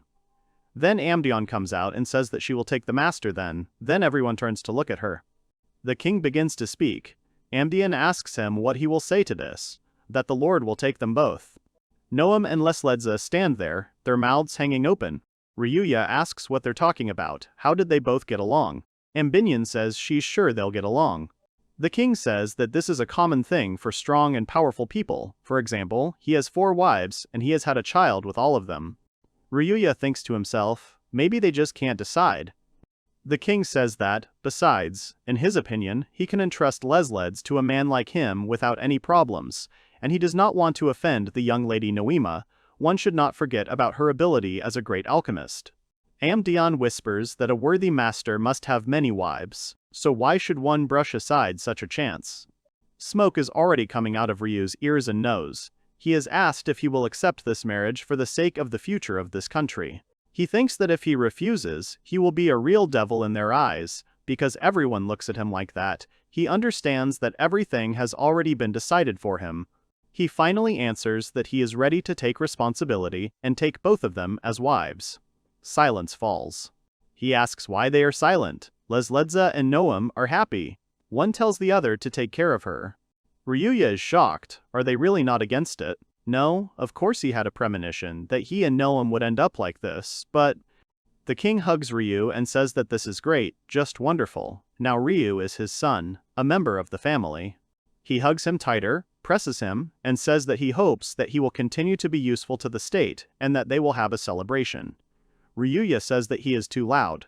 Ambinion sits on the king's throne and says that the king is so cheerful and that there is clearly something in it. She hasn't been so cheerful for a long time. Ryu has 2 wives, and all the people of the kingdom learned about what was happening on the battlefield, and they began to believe that a real hero had appeared in the kingdom. He's just another adventurer from the Adventurers Guild. He doesn't have any skill. His name is Ryuya. The order is given to open the gates. The man stands up and says that he will leave from here on foot. The girl looks at the newspaper page and says that Ryuya has the face of a real country bumpkin.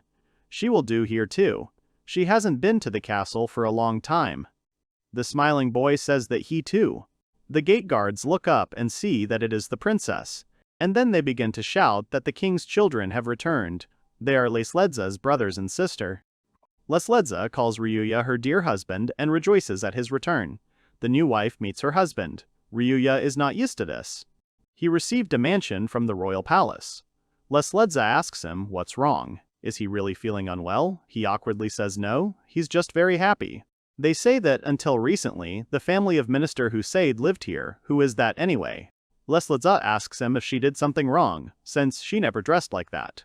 He replies that everything is fine, she is just not in armor. She says that she never acted like a girl, because she trained to be a knight. She doesn't know if she can be a good wife for such a great man. Ryuya awkwardly says that he is not that great.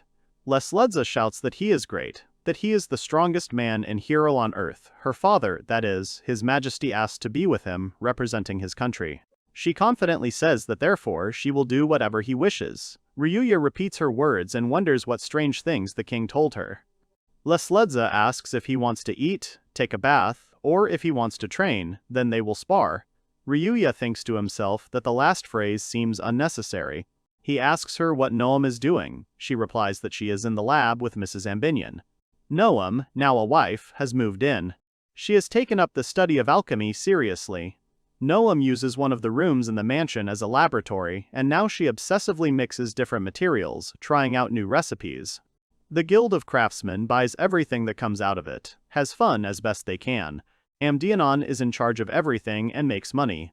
Lesledza turns to Ryuya and says that she is sorry to tell him this, because he just returned home, but his father sent a letter. He must definitely come to the castle tomorrow. Ryuya thinks to himself that since he became his son-in-law, he is not at all embarrassed to call him. Lesledza tells him to be careful. She adds that if it is necessary, then there is clearly something wrong. The next day, during a meeting, she says that it seems her brothers and sisters have returned. First Prince Zemnanto says that he is the hero and that he did well. First Princess Isabella smiles at him. Brother Zemnanto says that he praises him as a future king. He hopes that he will continue to serve his kingdom. Second Prince Ruselsh only smiles. Ryuya and Lesledza look at them with dismay. Isabella tells him not to fool the ignorant commoner. She, the eldest child of King Leonhardt, will be the senior ruler. She tells Ryuya that if he wants to swear allegiance to someone, then it is only to him. Ryuya does not understand what is happening at all. Zemnanto shouts that sons have priority in inheriting the throne, the eldest son should be the successor. Isabella says that he is naive, because there were already queens in their kingdom, and the throne should belong to the wisest. He shouts that then he should definitely take the throne, he is much wiser than her. She says that she has not heard of such loud sages. Ryuya is still standing, not understanding what is going on here. The king sighs and tells his children that this is enough. The two bow and agree with him. Ruselsh laughs quietly again. Ryuya turns his gaze to him. Lesledza calls Ryuya dear, as if asking for forgiveness. She tells her brothers and sister that all three of them are the true children of King Centakilian, and each of them has a right to inherit the throne. But in the end, only one of them will be responsible for the future of this country. Someone says that she has a cute dress. Elder Zemnanto says, wasn't it made clear, since his father's noble blood flows in him, there's nothing he can do about it. He heard that she worked hard this time, he says sarcastically. Maybe he should start praising her as a queen already. Lesledza only thanks him. He says that he doesn't think that with her origins, she will be able to take the throne. He looks at her with hatred and says that half of the blood that flows in her is the blood of a homeless mongrel who doesn't even really know who she is. Therefore, a daughter born from the womb of a dog is also a dog, in his opinion. Ryuya wonders what the difference is. Lesledza lowers her eyes and says that she was born from a low-ranking person and was not treated well. Even when she received the title of knight, she is willing to serve this country to the fullest in order to reward him with an honorable title. Zemnanto says that it is a good idea. With this attitude, she will continue to work for the benefit of her life, just like a hunting dog that can be used by everyone, even if it is useless. He stops speaking because Ryu points his finger at his face, then he lifts him up, holding him by the collar. He screams, what is he even doing? His brother and sister just look at him. He screams at him to let go. Ryuya tells him what kind of education he is getting if he behaves like this, and that the people he shares blood with are not called dogs. Lesledza asks Ryu to stop. She explains that they are still the same prince and princess, only her mother is a commoner. This is what distinguishes her from her brother, who is the son of the king's wife.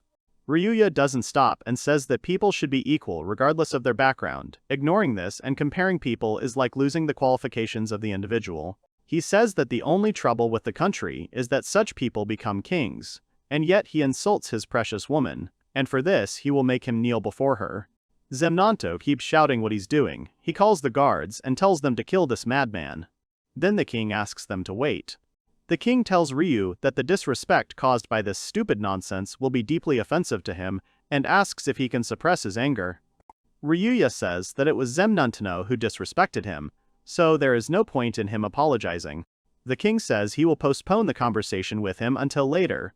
Ryuya takes and throws Zemnanto into the ground. He shouts at his father to get rid of this werewolf now. Since he has harmed the royal family, he must be executed publicly. The king looks at his son menacingly and tells him to shut up, explaining that, firstly, Ryuya is the hero of the kingdom. If he had not defeated the demons, this country would have been destroyed long ago. If such a worthy man is executed, power will fall to the earth. He will not even think about it. Zemnanto is shaking with anger and says that then he will deal with the one who registers such werewolves, make it so that he will thank him for his kindness, and serve him loyally, like a dog. The king exhales and tells him to do what he wants. Zemnanto says, addressing his father, that the first prince, Zemnanto, has just returned to his homeland. He is going to continue learning the wisdom of the ruler as he did before, and train to eventually become king. Isabella says that she has missed their faces, but now that she has returned, she will never leave them, thinking that now she will always be here to learn about the king's work. The third heir says that the second prince, Ruselsh, is also home. He smiles and waves his hand sweetly. The king says that's right, all three have already returned. He laughs. Ryuya asks if they ever left. The king says he has something to say to them, the children who have returned from their mother's home. They ask what he wants to tell them. The king turns and says that he is going to deprive them of their right to the throne. All three were shocked by what they heard. Even Ryuya did not expect such a turn of events and pressed his lips in silence. Zemnanto shouts, how can he take away their rights? What does he mean? Isabella asks if maybe he said something wrong or she heard him wrong. The king asks again if they are interested in why he decided so. Here Zemnanto intervenes and says that if he cannot convince him, then these two can. After all, they do not deserve to become future kings, but they do. He says that due to his skills and background, as well as his diligent training, he is rightfully considered the most worthy successor. So why did he decide so? It is unfair in his opinion. The king says, "Is it really him who is telling him that this is unfair?" and begins to laugh through force. Lesledza whispers to Ryuya that this unnatural laughter is a signal of something bad. Ryuya says that he understood her. The king then offers to listen to them, why they decided to return. Zemnanto shouts that it is because this is their homeland. Isn't that obvious? Isabella shouts that this is the country where she was born and raised. She loves it with all her heart. The king says that it is clear to him that if they are so concerned about their country, then why did they abandon it and run away? Zemnanto denies this. Isabella is indignant. Was it really she who abandoned the country and ran away? The king says they left the country when it faced a national crisis. What else can it be called except a treacherous escape? Ryuya asks his wife. She replies that the trigger for all this was the invasion of demons. They ran away everyone they could, and everyone wondered why. But at the very beginning of the attack, no one expected that Lord Ryu, the savior hero, would appear. Before his arrival, neither she nor he even hoped for fate. Her father took command to provide countermeasures against the demons, and he hid all the incoming information secretly from the people of the kingdom's capital so as not to cause them to panic. They gathered all their soldiers and medicines from all over the country, and also asked for help from the church. Since she is a knight, she also tried to help her father as much as possible. Ryuya thinks to himself that this old man really is a capable king. He finally comes to understand this. Lesledza says that at this time her three brothers and sister, Ryuya finishes for her, saying that they ran away. Yes, they ran away. This country will be destroyed by demons, according to Zemnanto, so he took it for granted and ran away from the country. Each of them was left with their mother's rented house. If they decide to return to this very house, they will live a rather luxurious life. Lesledza says that in this way, each of them lived in their parents' house until the news reached them that the demons had been defeated. Ryuya says that they were quite brave, or stupid, to decide to return after that. Now he understands why the king decided to do so. The king says that he is the country. It would be a joke if the country died and the king remained alive. But nevertheless, the candidates for king ran away, every single one of them, which is outrageous. Zemnin then tells his father that he does not understand and that this is different. Isabella immediately asks him for forgiveness.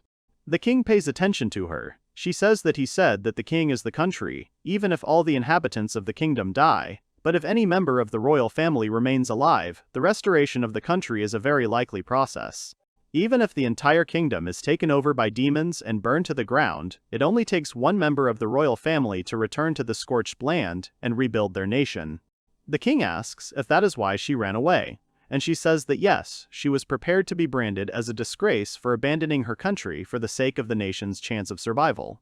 Ryuya and Lesledza say she did a good job of it. The king says it makes sense, but there is a minimum requirement of behavior, at least to let him know that you are leaving the country and not to do it secretly, and yet they all ran away without telling him. It was like a flight of rats trying to be the first to escape from a sinking ship. The king declares that what they have done can only be called a grave act of treason, and that cowards cannot be kings. Children scream in panic, asking to wait. What will happen to the future of their country? Who will be the next king?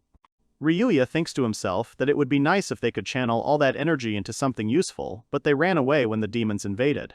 Isabella and Zemnanto shout in unison, "That's it, only the three of them have the right to inherit the throne. If he takes it from them, who will be next? What will happen to the country?" They ask him to reconsider his decision. Ryuya thinks that they are showing some good unity, if only they had shown it during the demon invasion. The king tells them not to worry, because he has another child, and that he is much better than them. Ryuya thought that they were talking about him and wanted to say something, but the king called out Lesledza's name. The king says that since her mother was a commoner, Lesledza could not be considered a candidate for the throne. But this time he took special measures, namely, he deprived all heirs of the right to inherit the throne. And as an incentive for her participation in the destruction of demons, she is given the right to be the first to inherit the throne. When he can no longer remain on the throne, Lesledza will take his place and become queen. Lesledza screams in shock. She stretches out her hand as if asking to wait. She tells her father, His Majesty, that all her life she was trained only as a knight, not a ruler. She does not know how to rule a country. The king says that she can learn it right now. She is a knight, so she has a title, and this is very similar to a royal title.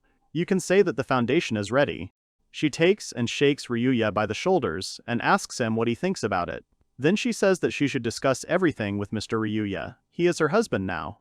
The king remembers something and says that, if you think about it, then Lord Ryuya also, by the way. Here the children interrupt him, asking what she just said is the hero who saved the country, Lesledzu's husband. Ryuya doesn't understand and asks if they didn't know. The king smiles and says that if Lesledza agrees to become king, will he be king, after all? Now he is his son-in-law, the king's son-in-law in other words, and he has every chance of becoming king. Zemnanto shouts Lesledza's name in a menacing voice and says that she is something, born a commoner, and now she thinks that she can take the throne by deception. He states that this is only possible in her dreams. He tells his father to come to his senses. He, Zemnanto, who inherited blood from him and his mother, the ruler of the great southern power of Yuna, Rubrum. The king interrupts him abruptly, saying that this will never happen. He asks him if he hasn't learned his lesson yet. He realizes that aristocrats don't allow themselves to call their kind dogs. He's not even talking about kings. They clearly don't allow themselves to do that. He asks for forgiveness. The king pronounces the names of his children, the former heirs, that in their veins flows half the blood of members of other royal families. This means that they are only half noble, and the other half, noble foreigners, and they proved this by their own actions. He concludes that Ryuya will defend this country in their stead, as the true king of Centakilion, for the people are already aware of his bravery. He says that Lesledza will be his successor. This is not up for discussion. He orders that this topic not be raised in the future. Bruselch raises his hand and says, could he, and he says a few words. The king says that he never said anything, so he lets him speak. Bruselch thanks him and says that he respects him as the wisest king, and in this situation he is completely right, he will follow him to the end. Zemnanto and Isabella gape in shock. Bruselch says that the thing is that as the second prince, he had low chances of inheriting the throne from the beginning. Isabella is angry and understands that this is why he acted like that. Zemnanto says that he was a loser from the beginning.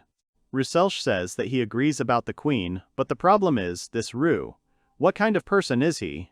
Lesledza looks at his brother in surprise. Ryuya starts to get wary because Bruselch looks at him as if he was planning something. Bruselch tells Ryuya that rumors about him have already spread throughout the kingdom. They say that he is so strong that there is no one in the whole world who could surpass him. As soon as he returned back to the country, he immediately began to hear many different things about him, and he was immediately shocked. Ryuya wonders what is behind this smile of Bruselch. He says that there was also a girl guildmaster. She spoke about him with the most passion. He hands over a sheet of paper with a picture of Ryuya and Lundite. He says that she was handing out these pamphlets to everyone. Ryuya thinks that he knows who the author is. Bruselch says there was something else that even he couldn't believe. Lesledza asks what it was. He replies that it's something he doesn't have the skills for. Ryuya replies that it's true, thinking to himself that they're really going to start discussing this topic again, but with him. Bruselch says that it shouldn't be like this. Lesledza's husband, who was chosen first in line to the throne due to his abilities and achievements, actually has no skills. Lesledza intervenes and shouts that it is true that Ryuya became famous throughout the country because he almost single-handedly defeated the demons, and she is truly proud to be married to Lord Ryuya. She says with confidence that people tend to stick to the most striking actions, turning a blind eye to other things, a queen who chose a man with no skills as her husband. Bruselch says that if this news reaches the rulers of other countries, he fears that nothing good will come of it. Ryuya thinks to himself that the second prince is probably right. After all, skills are the most valuable thing in this world. If a person has skills, he can already apply for any high position, so he can't hold the position of king without having any skills. Lesledza asks her brother what he is getting at. Is he really saying that if she becomes queen, she should cancel her marriage with Lord Ryuya? Is that what he meant? Bruselch replies that not at all, most likely it is quite the opposite. When she, Lesledza, becomes queen, the factor of population unrest will be removed, and he is kind enough to contribute to this to the fullest extent. Ryuya thinks to himself that he treats people badly who say without any embarrassment that they are kind. He still does not understand the true intentions of the second prince. Bruselch says he just wants to take the opportunity to help the people he loves. Ryuya wonders what he wants to say with all this. Ruselsh asks Ryu what his adventurer rank is. He replies that D. Ruselsh says that he also has a D rank. Isn't that the rank of a newly minted auto lawyer? He thought that he wanted to somehow hide his true abilities, but he just doesn't have the skills. The king asks why the Adventurers Guild gave Ryu such a low rank. He is surprised by this. The king says that it would be unseemly for the princess's husband to be only a D rank. In terms of status, he should at least be an A or C rank. Ryuya thinks to himself that he couldn't do anything about it. He was so strong that Mr. Ronfai, due to his lack of authority, couldn't give him such a high rank so quickly. Lesledza behind him says that there is a good reason for this. Ryuya thinks that the demon extermination case has not been announced to the guild yet. The king says that, in that case, he will issue a new decree. Roussel tells him that this cannot be done. He shouts that he will do it right away. Ruselsh says that in fact, adventurers have their own rules. Even if the king orders them, they will not obey his orders and give Ryu a higher rank. He adds that this is why the rank given to an adventurer by the guild is of great importance. He says that adventurers have rules that even the royal family can do whatever they want. If Ryuya can follow these rules and become the highest C rank, or even a strong A rank, it will clearly show that his abilities are truly strong. And even if he has no skills, a high rank will cover this shame with the shadow of his greatness. The king shouts that it's a good idea. Someone with enough skill can easily get a C rank. Ruselsh says that an A class will be enough, in his opinion. The king asks Ryu what he thinks, if he wants to rank up, and that he will send a petition to the guild. Ryu laughs nervously. Ryuya thinks that, as an adventurer, he really wants to rise in rank. He tells the king that he will do his best as long as he has the opportunity to rise in rank. Ruselsh says that in this way, after receiving a high rank, announcing to the whole country about his marriage to Lesledza will not create confusion and mistrust. Ryuya wonders if this is friendly advice or a cunning plan. Now he can't marry Lesledza until he gets at least A rank. If that doesn't happen, she will refuse to inherit the throne. This means they have carved out more time for themselves. He looks at Isabella and Zemnanto and thinks that this whole situation is only convenient for both of them. The king tells Ruselsh that he is glad that he treats him so well, that he said so many good words, and he thought that he would be angry and lose his temper when he deprived him of the right to inherit the throne. Ruselsh smiles and says that it is just funny and that he always thinks about this country. He bows to the king. Lesledza and Ryuya look at him with suspicion. The next day, in the Adventurers Guild, Ryuya must rise as a high-ranking adventurer as soon as possible. He has a great desire to succeed in this for a number of reasons. Firstly, it would be nice if at 20 he could walk with an A rank. Secondly, the wedding with Lesledza.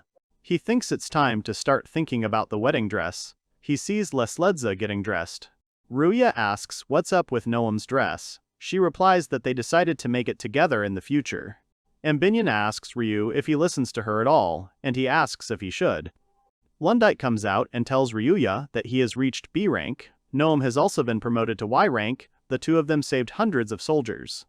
She says that the special request from the royal palace to exterminate demons was approved by the Adventurer Council, and they decided to raise his rank. Ryuya asks if it's normal that he just jumped up from one rank to another, since usually you can only increase your rank by completing a huge number of quests and increasing your own strength. Lundite shouts at them, who is to blame, that his achievements are so unique. Killing demons is an act that only gods are capable of. After that, what does he expect? Additional hugs. He asks for forgiveness out of fear. Then Noam asks why they only raised his rank to B. That's not enough. Even among the C rank carriers, there is no one who could single-handedly deal with an army of demons. She angrily shouts that only hard-headed old men sit on the council, that's why. Ryuya thinks to himself that he's glad that she's angry because of him, and that she's trying for his sake, but it's still a bit. His thoughts are interrupted by Amdion, who says that she feels like they've treated him unfairly, so she suggests that they destroy the entire council. Ryuya thinks to herself that she's only just appeared, and she's already saying things that piss him off. Lundite says that even if that were the case, it's not certain that there was a reason for it. There is a special test to become an A-rank adventurer. She says that to obtain an A rank is a significant achievement, but legendary feats like killing a wyvern require a C rank, and that is a completely different level. Therefore, before that, in order to understand how special the A rank is, various evaluation systems were needed to understand what the candidate is capable of. At this exam, hundreds of outstanding B-rank candidates gather every few years, and an exam is held to advance to A rank. Less than 10 people pass the exam. Lundite says that sometimes candidates die. Noam and Ryuya shout that it's terrible. Noam asks when the next exam will be. Lundite says next month, which is about 5 days from now. They are surprised it's so soon. Lundite says that if they miss this chance, the next one will be in 2 to 3 years. They have no choice. Ryuya thinks he needs to pass it the first time, wondering how merciless this exam will be. Lundite asks Noam if she is passing. She happily answers that she is passing. Ryuya is surprised by her answer. Ryuya thinks that she is such a calm and fearsome girl. She became an adventurer at about the same time as him, and is advancing at the same pace. This is the bottomless ability of the alchemist king. Lundite says she'll write another letter of recommendation then. They say they're counting on her. Ryuya says that it always turns out that she always takes care of him, and the food he eats is also delicious. If the local guildmaster wasn't a girl, his path definitely wouldn't be so easy. Lundite doesn't know how to say this. She actually also waits for them to come every day. They will climb even higher and show her even more interesting things, and their progress is incredibly fast. Ryuya asks her what she said at the end. Lundite says that she will take care of all the preparations, and they should come to the meeting place on the right day. Noam obeys her. Amganian asks what kind of place this is. Lundite replies that it changes every day. This time it's in the south in the kingdom of Rubrum. Ryuya immediately thinks that he remembers hearing that name recently. Amdion and Noam grab his hands and shout that since they have decided, they are moving out right now, she is ready to start whenever. Ryuya asks what he is talking about. This is not a walk around the neighborhood. They need to inform Lesledze, prepare well. Everything is not that simple. A few days later they reach the kingdom of Rubrum. This kingdom has a warm climate, is located in the center of several port cities and prospers due to sea trade. The blue of the blue sea is incredibly bright. Noam is happy and says how wonderful it is. She sees the sea for the first time. It turns out that such a huge lake really exists. Ryuya says that she made too much noise. Ryuya himself also gets pleasure. Because he also sees it for the first time, he thinks the wind smells different. Born in a back alley of central Kirian, he had mostly only seen forests, but now, he finally saw it with his own eyes. Noam and Ryuya shout that it is the sea. Ambinian smiles and says that their restless leader made such a noise at the sight of the sea. Ryuya is indignant that she looks at them as if they were country bumpkins. He asks her if she has seen the sea before, and she replies that, of course, she has. She asks him how many thousands of years he thinks she has lived. She has already explored the entire seabed. Noam says that, as expected, she has a lot of free time. She replies that this is not the case, and that she does different things from time to time. She says that magical spirits also live in the sea, so she visited them several times on various matters. Ryuya thinks that when he looks at Ambinion's appearance, he sometimes forgets that she is a spirit that can cause a natural disaster and kill tens of thousands of people in an instant, and some like her live at the bottom of the sea. Noam asks if she is friends with other magical spirits, and she replies that there are those who are truly like her in spirit. She adds, omitting Noam, that there are also those who, for no particular reason, begin to fight to the death and involve all living beings nearby in this. Ryuya thinks that it looks like she can be a lot of trouble. It's good that he's friends with her. Noam says that when spirits are in the city, their appearance is so clearly visible. Ambinian says that's for sure. In that case, let him remember to move around in the usual way. Ryuya thinks what a convenient national feature this is. The head of the Adventurers Guild of the Rubrum Kingdom, Gomajas, tells Ryu that he is out of luck. Ryuya asks why. The documents should be enough. The worker says that he doesn't have any abilities. For an A rank this is unheard of, this can't happen. Ryuya wonders if it's really as the second prince said, and when moving from country to country, all the accumulated successes are reset. But since he's here, he can't retreat like that. The worker asks if he heard him, calling him Mr. without abilities. The main principle of adventurers, the more capable, the higher. In other words, people without abilities have nothing to do here. He says he doesn't know what trick he used to get the recommendation, but he's taking the exam this time, so he's out of luck. He'll never allow such an illegal act. Ryuya says he didn't do anything illegal. He says there's no way a person without ability could get a recommendation legally.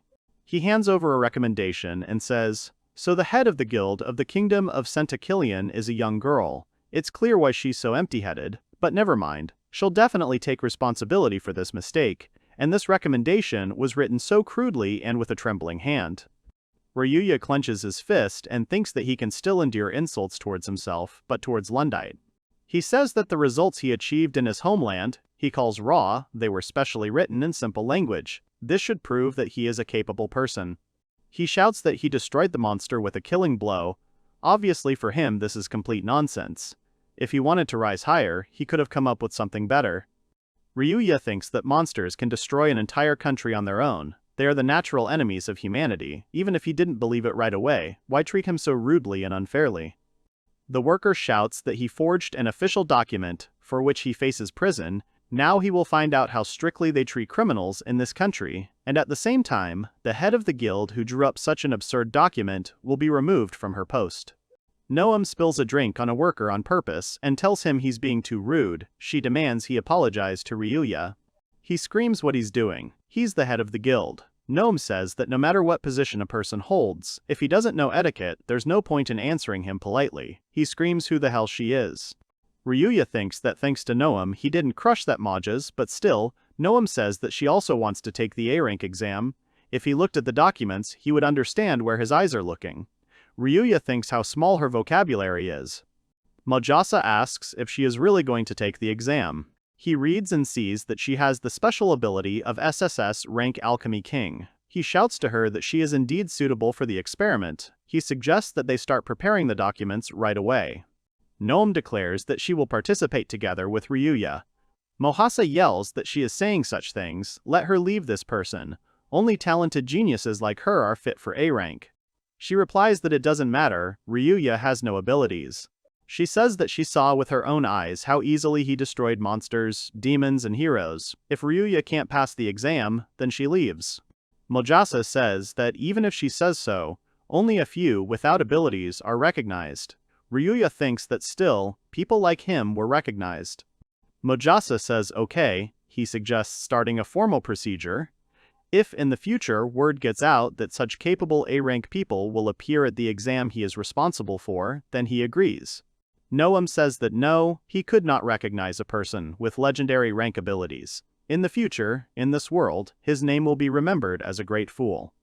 Mojasa starts to get angry. Ryuya silently asks her to be silent.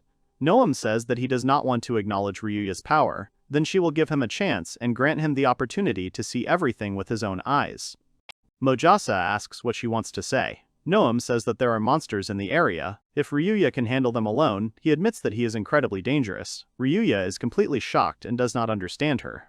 Mojasa yells that Ryuya can't do that, but if he can, then yes, he will acknowledge him. Ryuya stands awkwardly to the side. Nam tells him to suck back the drool he spat out, and also that she won't let him pretend he slept through it all. Ryuya says he's heard those words somewhere before. Noam says she made a deal so they can go, show that brainless brute his strength. Ryuya follows her in confusion.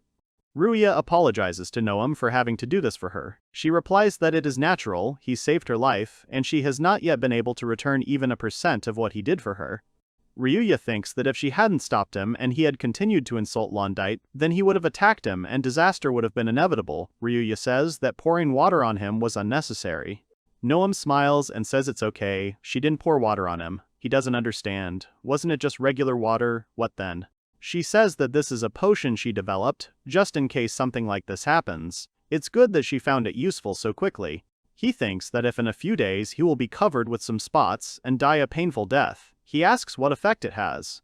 Noam says that if he had to give it a name, it's a hair reversal potion. Maybe a hair loss potion would be a better name. Ryuya exhales and says that it is good that his life is not in danger. The two of them go to the test. 20 minutes later, Noam and Ryuya are walking on the plains outside the city. Noam says that it is so spacious and flat, it is an ideal battlefield. Ryuya remembers Noam's words about him destroying all the monsters around this city. She said something like that. He calls Noam. Noam says she understands that he is worried, but there is no need to do that. She calls Ambinion, who appears and asks if this is the potion. Noam says not to be shy and take it. Ambinion thanks her and takes the potion Noam hands her. Ambion's skirt rises. She is looking for something. Noam suggests that it might be here, maybe a little deeper, definitely here. Noam agrees with her. Ryuya looks at him and understands what is happening. Here Noam pulls a potion out of Ambinion's skirt. It calls Monsterpoon. She says she made one for the purpose of research. Amdeon says she made so many. Noam says that she is from the stench that awakens monsters. He made a potion. The last time he opened this bottle, this stench began to disperse in all directions, and the smell began to lure everyone to the center. Ryuya wonders what center.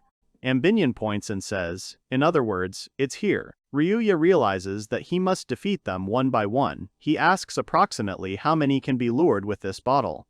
Noam says that the potion will cover the entire area of responsibility of the guild and this city. Ryuya is surprised that she opens such a powerful potion without any ulterior motive. The potion is poured out. Ryuya covers his nose and says that it stinks. How it stinks. Amdeon happily says that monsters will come running here immediately. They start to hear some sounds. Ambenon laughs and says they are coming. She says that they are beast-like half-humans, with a vague slime-like form. She even senses undead among them. Nuam made a quality potion. Ryuya asks how many monsters there are exactly.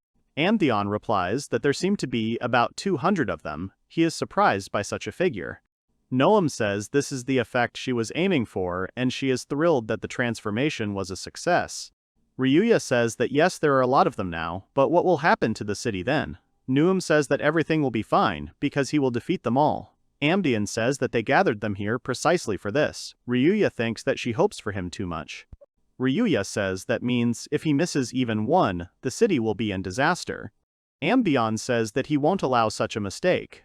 She says that even if something happens, the city where he was insulted, let it be wiped off the face of the earth. Ryuya thinks that this has nothing to do with it.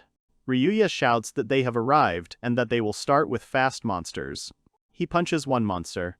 The problem lies only in quantity. The length of his arms and legs is limited. He thinks there should be some kind of plan. He extended one hand and destroyed many monsters at once. Noam says it's a wall of compressed air and that it's amazing. Ryuya thinks it works great. It's enough for weak monsters.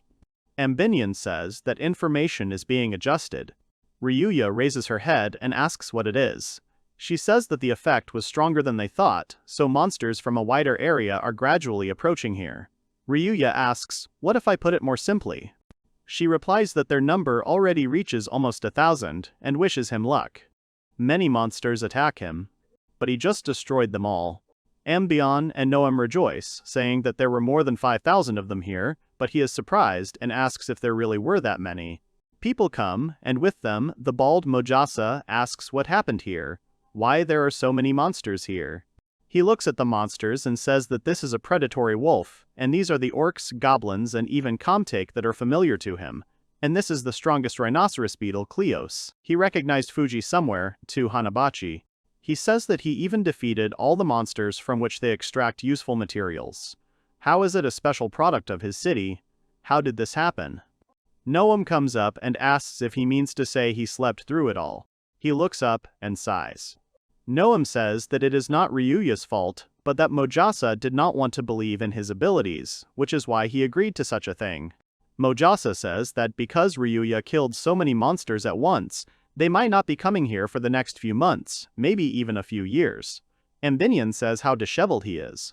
They tell him that this is good. Now no one in the city will be in danger.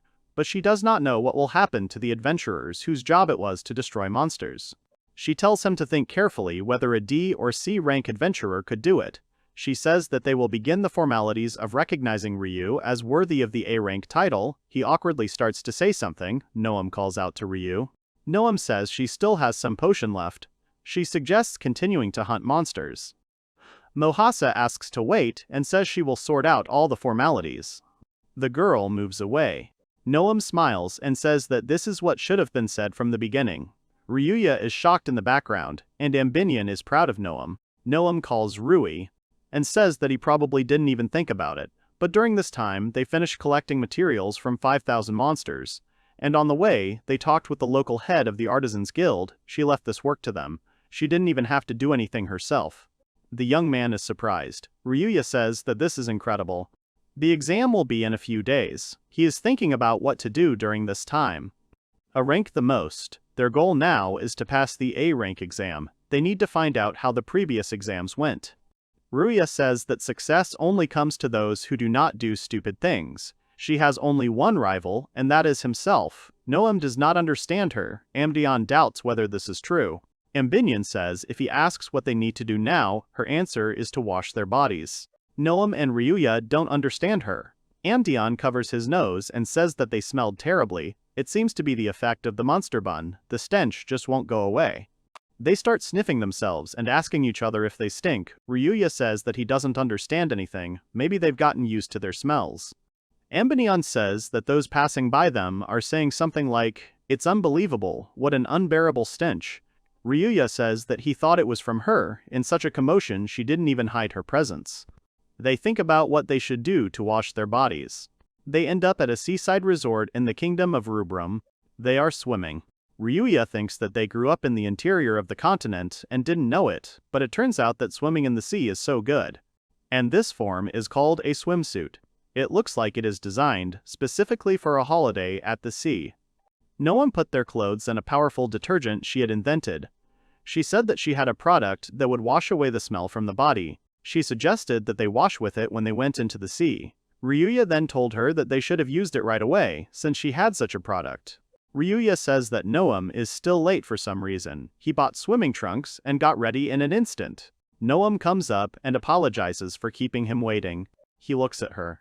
Looks closely and doesn't understand what it is. She's wearing revealing clothes. Does she really want to feel like a young girl before getting married? Noam says she's actually embarrassed. The salesperson told her it was a regular swimsuit. Ryuya asks if he's serious. What about the other customers? He turns and sees others. He sees other girls and says how open and accessible they look. Someone walks around tied with a string. Noam closes his eyes and tells him that this is not right. He cannot look at this. He asks why. Ambinion says he needs to understand the girl's heart. Noam tried so hard, and he looks at another. She says that Noam bought a two-piece swimsuit, tried hard to dare to show him her body. For Noam this is a serious test, so he needs to praise her well. Ryuya exhales and asks if he says it suits her. Will she take that as praise? She says she doesn't know, but thanks him. She says that this is her first time wearing a swimsuit, and there are so many different types here. He turns his gaze to Ambinion, who is also dressed like them. She asks if he is surprised. She tells him that she made him from half spiritual, half physical ectoplasm, and he can freely change his form. She has one trick that allows her to change him at will. Ryuya tells Noam to cover her with something. She obeys and says that she is slipping so much. Ambinion hugs Noam and tells her to be quiet. She saw how the master panicked. She says that if she continues to seduce him as boldly, he will undoubtedly belong to her, but if she continues to behave so ineptly, eventually her skin will play against her. Noam listens to her awkwardly and asks her not to seduce Ryuya in such public places. The guys turn around to look at the girls. Ambinion takes Ryu's hand and says that since they are on the sea beach, they need to have some fun. Noam takes his other hand and agrees with her. Ambinion offers to give them a lecture. She even knows the crawl swimming style. Noam tells Ryuya, offering to learn. Ryuya sternly tells them to wait. Did they really come to this country to have fun? There is an exam soon. They have something to do now. In the end, they have fun as best they can.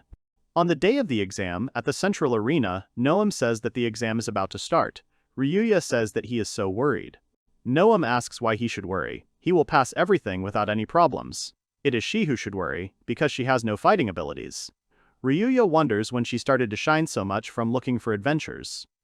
This means that this structure was built to hold ceremonies of the kingdom of Rubrum, and bloody battles used to take place here. And now it has so quietly become a place of national importance, where the exam to raise the rank of adventurers is held every few years. Many countries of the world continue to help each other to hold it. At least that's what he heard from the guy in the short states. Ryuya tells Noam to show the best of what they can do together. A confident Noam agrees. Ryuya says that besides, it's more likely that he has a higher chance of failing the exam than he does. She panics and says that it simply can't be. Ryuya says that he's not joking. He says that they don't know when this weirdo without ability pattern will pop up again. After leaving the country, he again felt the social stereotype of no ability. Most likely, they will not have to wait long. Then someone comes up and says that this is the same guy without the ability. Ryuya thinks to himself that he jinxed it. The bandits with huge bodies laugh and say that a weirdo who doesn't know his place has appeared again. Is he really going to be an A-rank adventurer with no abilities? The other laughs even louder and tells him to stop. Because a rank is not for him, he must have been spoiled so much by the class that he thought he could advance without abilities. The other asks him if he is ready to die, but he should. The world is not so simple that he can easily get a rank without an ability. Ryuya looks at them. Noam is scared of them. Ryuya says that he really doesn't have the ability. However, that's no reason to give up, no matter what happens, come what may. They laugh again and say that he's brave. One says that among the A-rank, there should not be those who hope to somehow sort out the problem only with enthusiasm. The second one supports, laughs, and says that if he thinks that enthusiasm will help him figure everything out, it means that he is still a chicken. The other one also laughs and says, does he know that to get A-rank, one plan consisting of his iron will not be enough? The third one says that he doesn't understand the logic of how he intends to achieve his goal, it's just awful. Ryuya asks, so what? He starts laughing again and says that he is completely unprepared. He even came here with bare hands, and there won't be another A-rank exam for a long time. Does he really think he can survive all this without a single potion? Nothing can be done. Perhaps he will share the potions they have. He throws him 5 potions.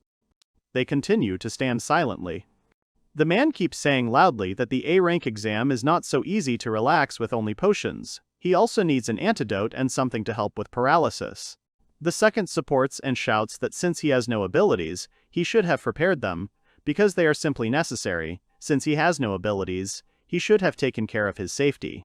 They throw him more potions, a stamina drink, an eye medicine, a potion of goodness, a cooling potion, a potion of resistance to petrification, and a throat candy.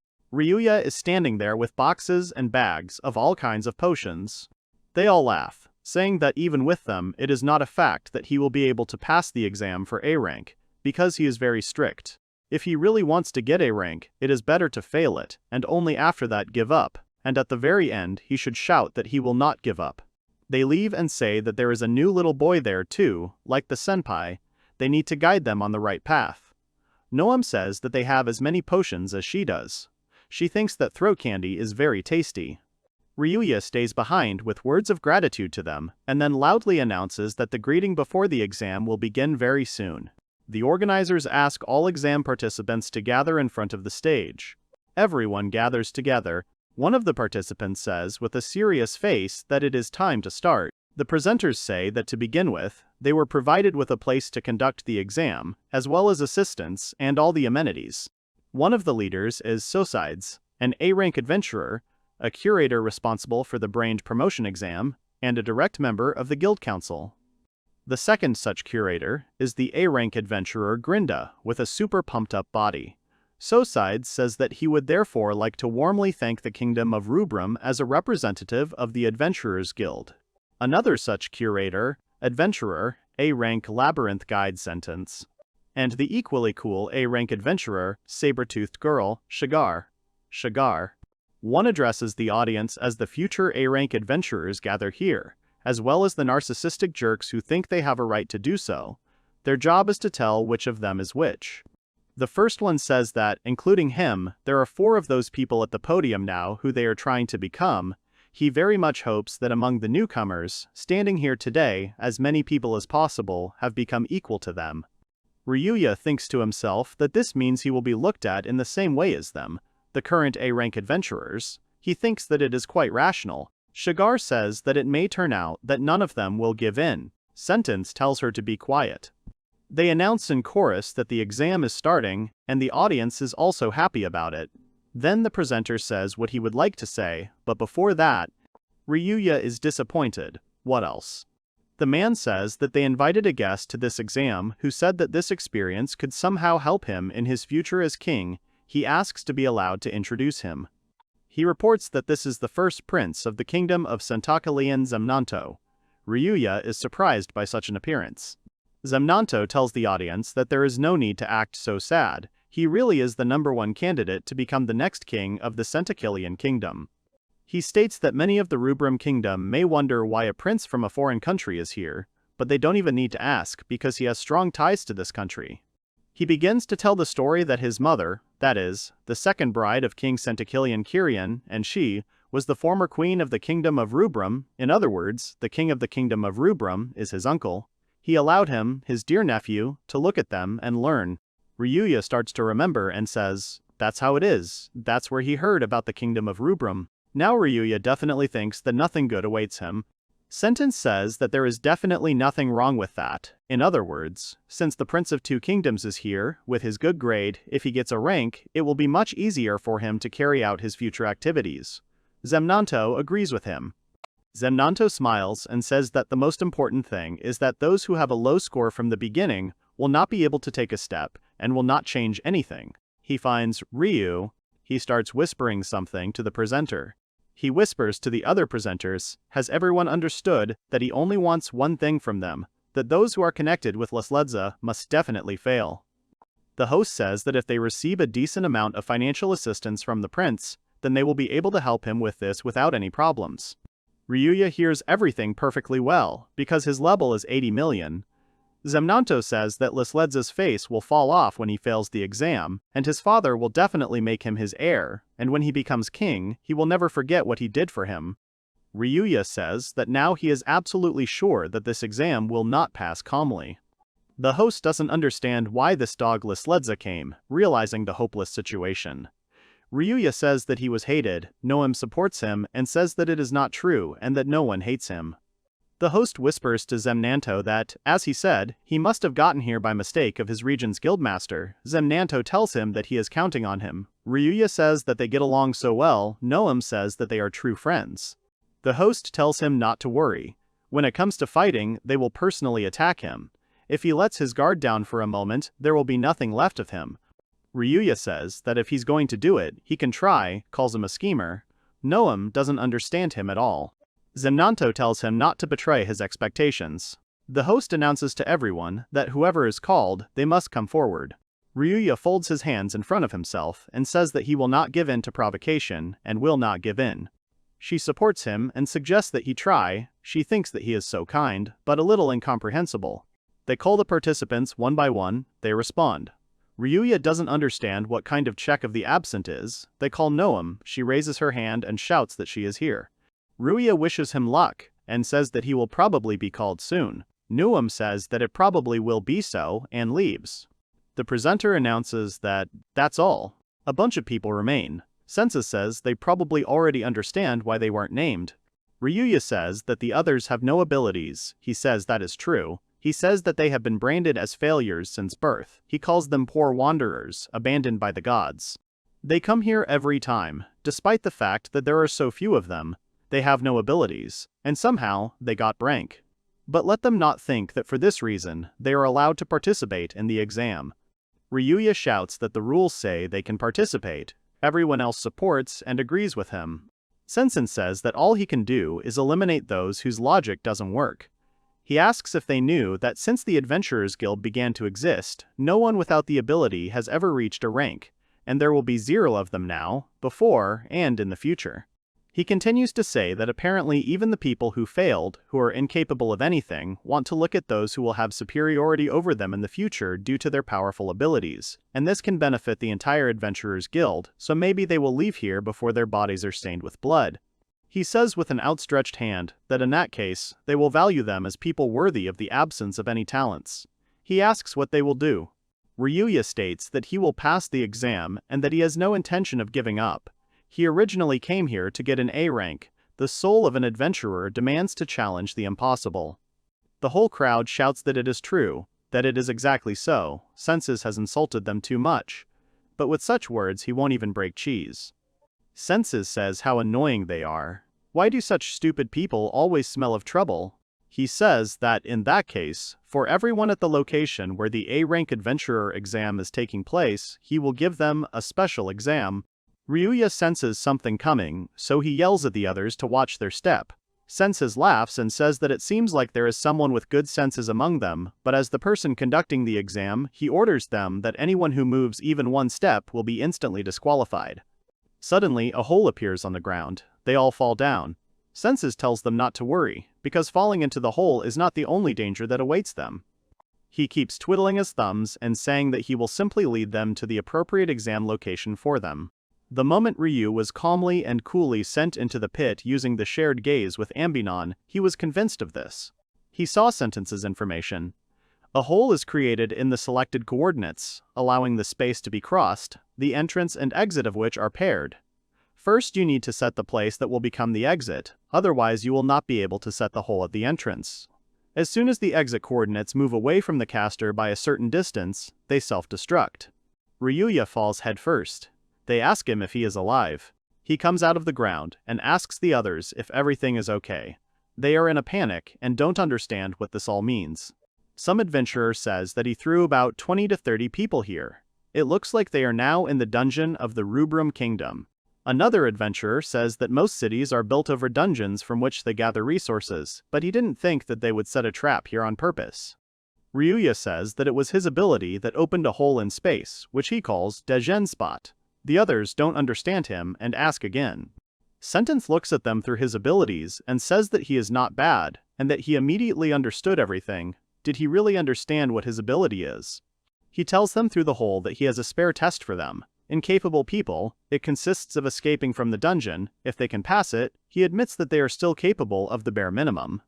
Their time is not limited, but if they do not hurry, the exam will end, and yet he is in charge of this exam. If they want to give up, they can ask for his help at any time. In parting, he says that he can still allow even people who are unable to do their job to live. Ryuya tells the others that they will go ahead. Everyone agrees and follows him with shouts.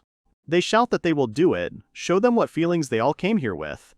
Their hearts are united not only by their hatred for the high-ranking adventurers with a sense of superiority who offended them so much, but also by the results they came here with, hoping to become A-rank adventurers, and also the pride of those who do not have abilities. Suddenly, he sees the three who threw potions at him. One shouts that they will continue in the same spirit. The other says that if they all unite, then these difficulties will turn out to be just a trifle. Ryuya shouts at them that this means they don't have abilities either, and they ask, did they say that it wasn't so? They laugh and say that this is already their 7th exam to obtain a rank. Another suggests that everyone hand it over together. Ryuya thinks that they appeared to be simple hooligans on the surface, but in reality they suffered the most hardships and suffering, and still came this far. One shouts that they will survive even without the blessing of ability, because they have been doing this for 20 years, and they are supported by an unbreakable spirit. Ryuya orders them to stop laughing so annoyingly first. He understood everything. Everyone here, even without abilities, are very strong individuals. Ryuya asks Ambinion if she can hear him. She, hovering in the air, replies that of course she hears her master. It seems that he was sent to a very strange place. She asks if there will be any orders from him. She asks if she needs to destroy the culprit who sent him to this garbage heap, and then save him. Ryuya replies that it is neither. He will try to cope with it on his own, and she should continue to support Noam. It will not be surprising if something happens to her. She says he's being overly cautious as always. Noam seems to be doing quite well. She asks if he wants to use the shared gaze and see it for himself. He actually asks her to do it. He sees several other people lying wounded on the ground, with Noam standing confidently in the middle. The hosts are happily fighting with the participants. Ryuya doesn't understand what kind of strange situation this is. Ambinion says that this is a simple screening of candidates. Apparently the essence of the exam is to withstand the pressure of the examiners. Apparently, at this rate, they want to leave only 10% of the candidates. He asks if she doesn't think this is too rough a selection. Ambinion says that she thinks that with their strength of spirit, they both can easily cope with everything. Is their soul really that strong? One of the hosts says that the cute catch has been found. Ryuya asks if that means Noam is in trouble, isn't it? Ambinion asks if this is true. Maybe he wants to look at their abilities too. Shigar says she's such a troublemaker, she's too cute, so she wants to cuddle her. She meows every other word. She says that's her special ability. It's a pity that she was told to make a lot of noise today. She tells Noam that she is now at 50% transformation, so she doesn't even have a chance of accidentally winning, depending on how long she resists, whether she passes her exam. Noam asks if she's asleep. How long will she keep talking? If he's going to beat her, she'll probably do it first. Noam says that they are simply the worst, and that people should not be judged solely by their ability or lack thereof. She says that Ryuya is an order of magnitude stronger than everyone else, but they point blank, ignore him and bypass him, and they even dare to call themselves examiners, which is what they do.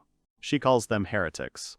Shigar angrily asks what she is saying. She doesn't understand at all what she is talking about. Is it really because she becomes stupid in a state of rage? Noam says how annoying she is. She says that, even though she is a small fry who is not fit to hold a candle to Ryuya, he hears her clearly.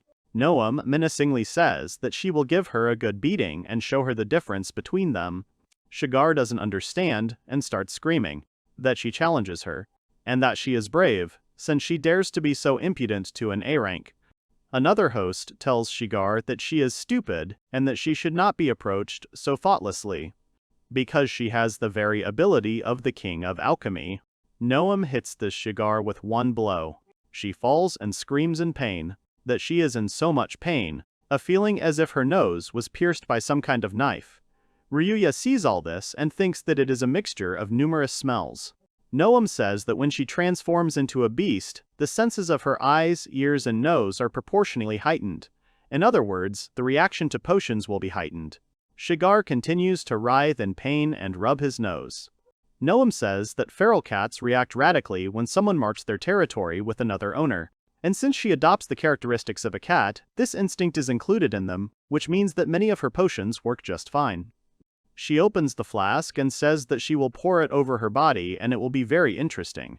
Shigar screams that she thinks like the devil and asks her to stop. Noam throws the potion to her.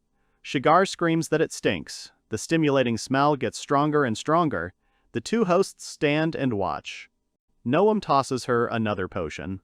The host yells at Shigar that she is just like a pet. If she dispels the beast transformation, then she will not react so strongly to smells, and they will no longer be dangerous for her. Noam continues to throw potions at her. Shigar runs away and says that he will use animal reflexes and will definitely get away from her. Those two are standing there and understand that things are bad. She instinctively got involved in the game of dodging potions and fell into a trap. She completely underestimated her opponent. That girl's ability is an order of magnitude stronger than hers. Noam throws another bottle that raises a lot of questions. The next moment she explodes. Shigar screams and cries, covering his eyes. Noam says that her vision has also been enhanced. Thanks to an alchemical transformation, she made a light potion. She tells her to move over already. She's already tired. Let her be a little more farsighted and pour all the potion right on Shigar. Shigar screams even louder and more in pain. Ambinian looks down and says that she really did beat her up, how merciless she is. Noam picks up a huge club with spikes. Shigar asks if this club is also an alchemical technique. She says that she bought it in the store.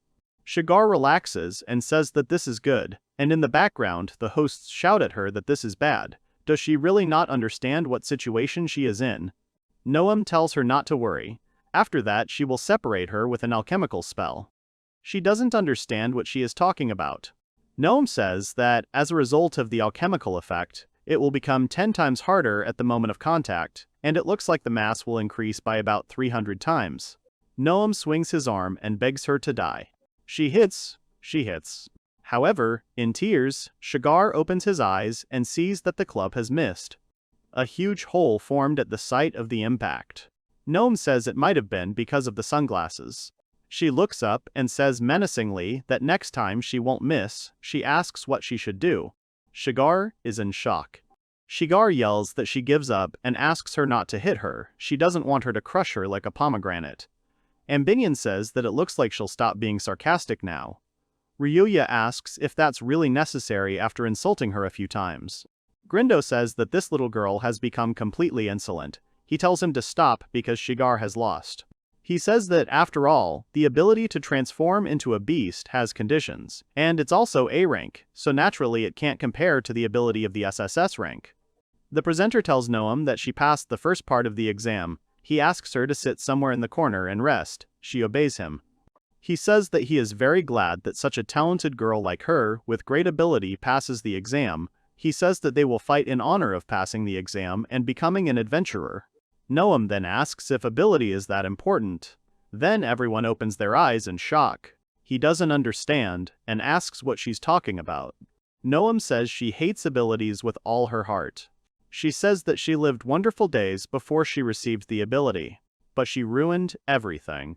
Because of her ability, life consisted of only bad events, until one day one man changed everything with his own hands. and that meeting with that person brought her much more happiness than the ability of the king of alchemy. The host apologizes and says he doesn't understand what she's talking about. Noam responds that there are many things that are more important than ability. She says that since he was one of those who did not notice, he too will be destroyed. And Binyan says he can't stop watching Noam grow up. She tells Ryuya that now that he's convinced that he has nothing to worry about for a while, well, even if something happens, she'll forcefully make all the enemies realize how unclean the world they live in is. Ryuya tells her that he agrees, and then adds that he will concentrate on his exam. The three ask Ryu what happened. For some reason it seemed to them that he was not with them. If he were to fly in the clouds while in the dungeon, he would easily die. Ryu asks him for forgiveness.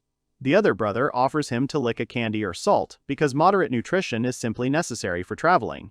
The third one shouts to the guys in the lead to slow down, because the guys without good endurance are starting to get out of breath, and they obey him. He says their goal is to get everyone out of here.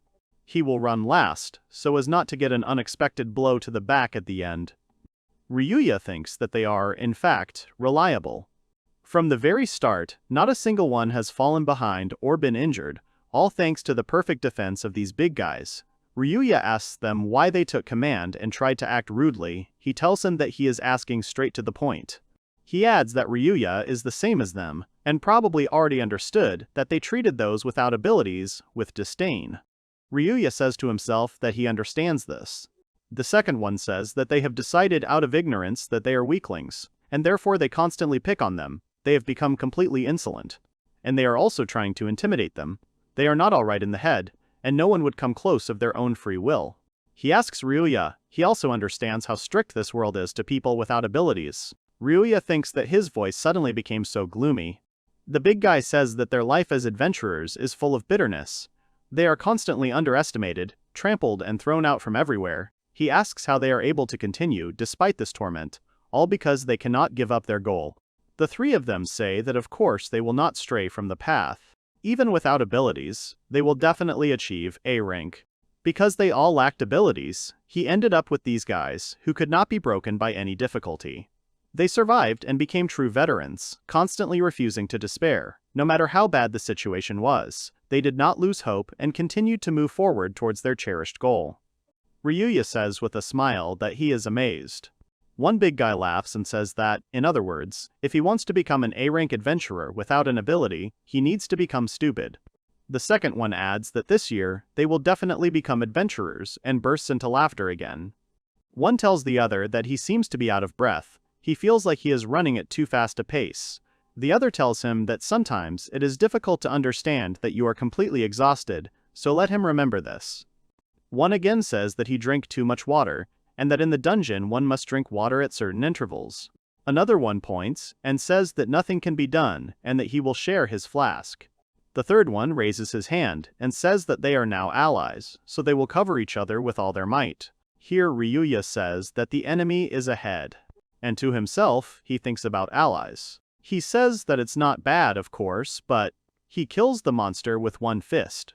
One big guy screams that this brother crushed him again with one blow. The second says that this brother defeated almost everyone single-handedly.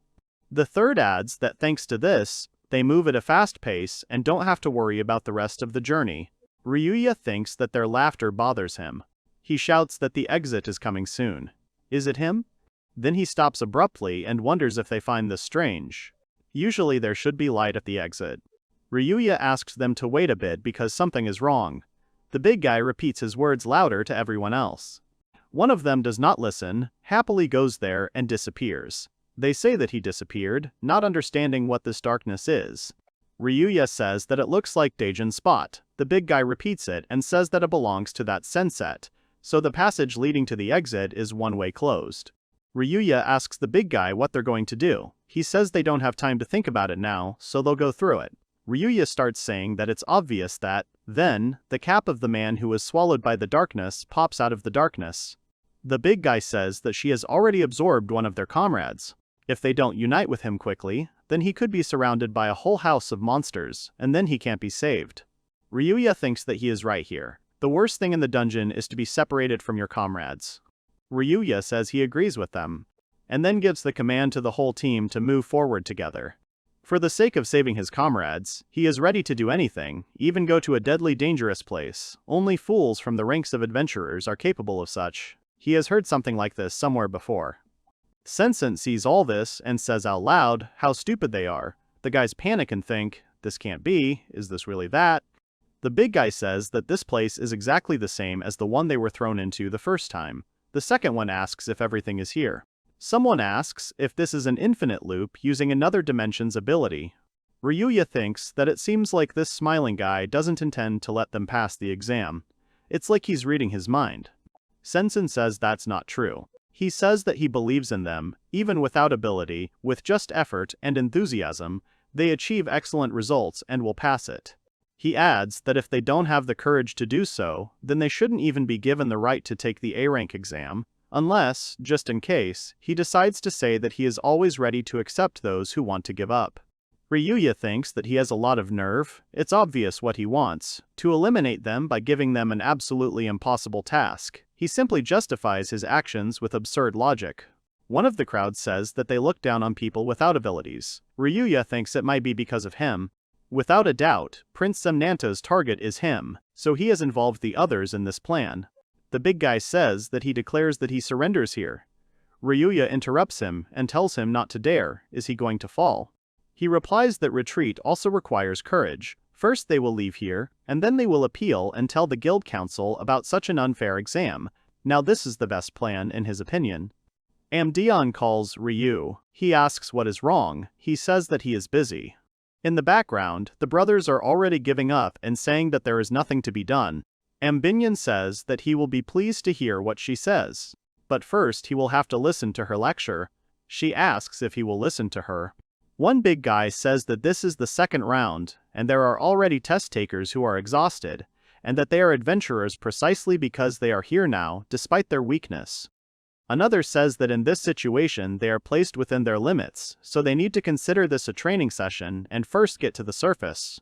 Ryuya says he understands, then raises his hand and says he's going down. The brothers look at him in shock. They ask him what he is saying. Has he really become strange after realizing that he is cornered? It is not accepted to go against the flow after 10 years, because the exit is at the top, and there is no one below except the bottom of the dungeon. Ryuya says he needs something. It's down in the core of the dungeon. He decides he'll just destroy it. They don't understand and ask what he said. Amdeon explains that the dungeon is just a curved space. It is born and maintained by the core. Ryuya says that if the core is destroyed, the dungeon will disintegrate, the space will change greatly, and therefore his ability will be instantly blown away. He raises his finger and says that in such a mess they will get out of here with greatness. The three brothers say without emotion that they understand, and then shout that this is too reckless. They ask if he even understands how difficult it is to destroy the core of the dungeon, because the core is at the very depths. It is unknown how deep, but not less than 20 floors does he know. They explain that there are a lot of monsters there, and even for an A-rank adventurer it is impossible. Let him think carefully. Ryuya wonders if they are all worried about him. Since they are such people, he wants to take the exam with them. He tells them that it's okay, he has a good idea. Ryuya takes it and punches straight down, making a hole in the ground. Everyone freezes in shock. Did he really break through the floor? One screams that he can see the lower level. Ryuya tells the boys that if he keeps hitting the floor at this rate, he'll get to the bottom floor very quickly. He thinks that a good idea equals hard work. Ryuya asks everyone to go to the exit and wait there. The big guy asks who he is. If he destroys the core while being at the very bottom, then the Reserpishnaya will most likely hit him. Ryuya says that to reach a rank without ability, you have to be stupid. He asks his brothers if this is true. After a silence, the brothers begin to laugh loudly, and say that he is absolutely right, and that this is great, so they shout to the others to listen to him. They tell Ryu that he has a wonderful hooligan spirit, and he suggests that they all get together later in a company of hooligans. Another says that now he too sees a way out of this situation. Ryuya smiles and says that it's great. He hits the floor again and again, punching and going lower and lower. On the lowest floor of the dungeon, Ryuya sees something strange and wonders if it is the core and that it looks like a crystal. He swings and hits the crystal. Some noise starts. He wonders what it is. Is it really a signal before destruction? He decides that he needs to hurry and go back upstairs. He rises quickly. Everyone greets him. And they ask, "So this is a dungeon?" Ryuya turns around and asks if everyone managed to get out safe and sound. No one answers. Ryuya raises his hand and shouts that they all passed. Everyone laughs happily and shouts that they passed. Sensen comes up to them and asks if they are joking. He asks in a terrible state if they even understand what they have just done. Ryuya replies that they put all their efforts into passing the exam, through willpower, through joint efforts. He says he doesn't care. They destroyed the dungeon, and it is actually the property of this country. Sensen asks if they even know how important the dungeons are. Countries use them to mine all sorts of materials. Ryuya replies that this happens. Sensen says that the economy of the entire state will stop, and this will lead to a huge catastrophe. Ryuya replies again that this happens. The big guy next to him laughs. Senseth shouts that with the disappearance of the dungeon, many jobs are also lost, and all the local adventurers are deprived of tasks. He asks them how they will take responsibility for the hundreds of ordinary people who suffered from their actions.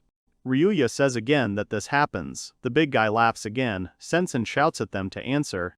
Ryuya says that then he will answer him seriously. What is he talking about? Did he fall off a mountain or something? Ryuya says, does he really think they'll take responsibility? He's the Joker here. He's the one. He shouts that they were the ones who destroyed the core and destroyed the dungeon.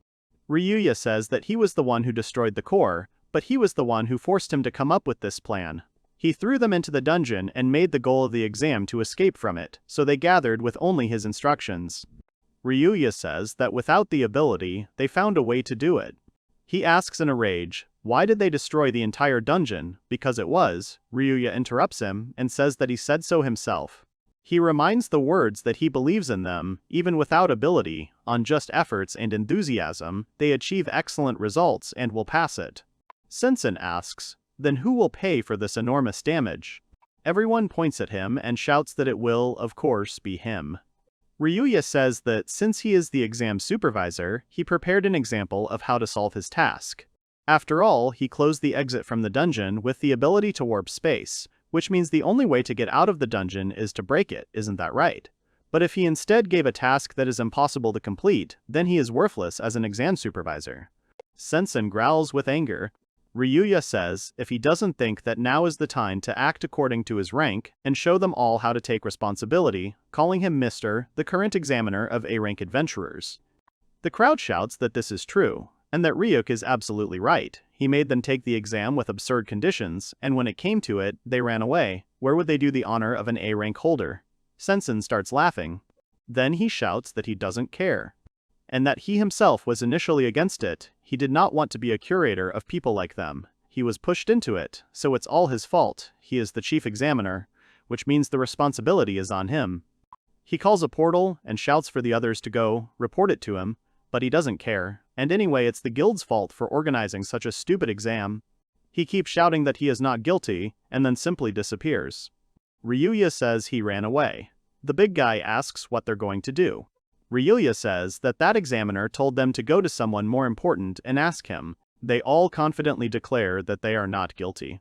The other hosts see them and ask if they are the same guys without abilities. That sentence failed. Why did they come back here? They failed the exam, so they should go home. The host says that they just finished the first part of the exam. This time the exam takers were so cowardly. Out of all the exam takers, they are confident in only one person. This conversation does not concern them, so let them go home. Ryuya tells them that they passed the exam. They don't understand what he's talking about. Ryuya repeats that they passed the additional exam, so now they are asking for the main one. He asks what kind of joke is this? Does he really want incompetent people to fight him? What is Sentence doing anyway? Ryuya replies that he left in a hurry. The examiner does not understand. Ryuya explains that during the exam, he destroyed the dungeons and apparently destroyed him. He doesn't believe it and asks again. Ryuya says that he has a message from him that he, as the chief examiner, will take full responsibility. He asks what kind of nonsense this is. They ask him how he destroyed the dungeon. There must be some mistake. Ryuya calmly answers that he really did destroy the dungeon. They shout that it can't be. They say that there is nothing to talk about with such a person, so he leaves them on Grindo and goes and check everything himself. Grindo says that if he actually destroyed it, he will hit it so hard that it will fly into the air, but if it turns out to be a simple throw, he will beat it up good. He comes back and says that it is destroyed. Grindo asks what that means. He asks that it is exactly what he said. What did sentence do? Ryuya says that if he doesn't mind, then they, who are incapable of anything, can quickly explain everything. He tells him to lay it out. He tells them they don't believe him, shouting that it's a lie. They don't admit that someone without abilities is capable of such a thing. They decide that it's high time to punish him, so they give the order to arrest him. Ryuya tells them that he first says he doesn't recognize him, and then asks to be arrested, so he contradicts himself. They tell him to shut up. Does he understand how important the dungeon is, which is the property of the kingdom he destroyed? The host shouts that the Adventurers Guild will be required to pay a huge amount of money, and in the future they will not be able to get the arena to hold the exam. All responsibility will fall on them. Ryuya says that it was they who allowed this to happen, grabs him by the collar and yells at him to shut up. He picks him up and says that since this is how it happened, the best solution would be to shift all the blame onto him and get rid of him. If everything works out, he will be able to compensate for everything with the life of one useless person, in which case he will no longer be useless. Ryuya recalls Ambinion's words that someone like her could give birth to what humans call the core of a dungeon. Their fateful meeting took place in a castle, which in a broad sense was also a dungeon. Also, if he wanted, she could spawn a new dungeon core after he destroyed it, because she was ready to grant him absolutely any wish. Then he thanked her and said that he understood everything, saying that it was a good job. Ryuya thinks that when he has shown this attitude, he understands why everyone starts worrying about him when he tells them not to worry and leave it all to him. Ryuya says that they created absurd conditions for the exam in order to prevent people who do not have the ability from passing, and that it is not a crime that they fulfilled this unrealistic condition. He tells him that he has a superior ability, which means he can solve this problem instead of his escaped comrade. Soides screams. Here, Grindo intervenes and tells him to leave it to him. He asks that he needs to shift all responsibility onto him, then he will deal with him. Grindo activates his ability and attracts all weapons to himself like a magnet. It's called a steel exoskeleton. Soides says that he breaks down metal into fibers and creates armor from them, which is why he is called the Iron Beam. Ryuya is told that he can be proud of himself because he will die at the hands of an A rank, and he takes a swing and delivers a killing blow of justice.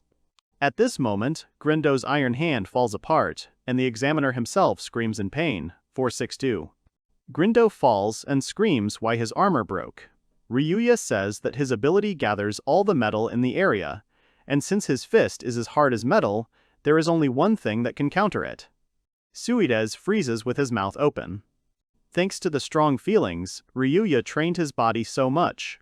Ryuya punches Grindo, who falls apart and flies back. The presenter shouts his name, does not believe, saying that this cannot be. Ryuya tells him that the condition for passing the first part of the exam was to defeat one of them, the examiners. He asks if that means he passed it. He asks if he needs to defeat him as the strongest of them. Then he will officially pass the exam to become an A-rank adventurer. He asks menacingly what he just said. He asks if he can defeat him, if he really thinks he can defeat him even though he doesn't have the ability. Ryuya asks, he is the strongest among all these small fry. He gets furious that he called them small fry. Then, a member of the Adventurers Guild Council, Mario, comes and shouts at them to stop. He sees her and immediately freezes.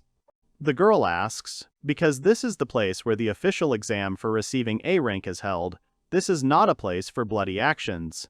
The host immediately bows. Ryuya asks who it is, what kind of child. The host tells him to be afraid, because a member of the council stands before him, let him show respect.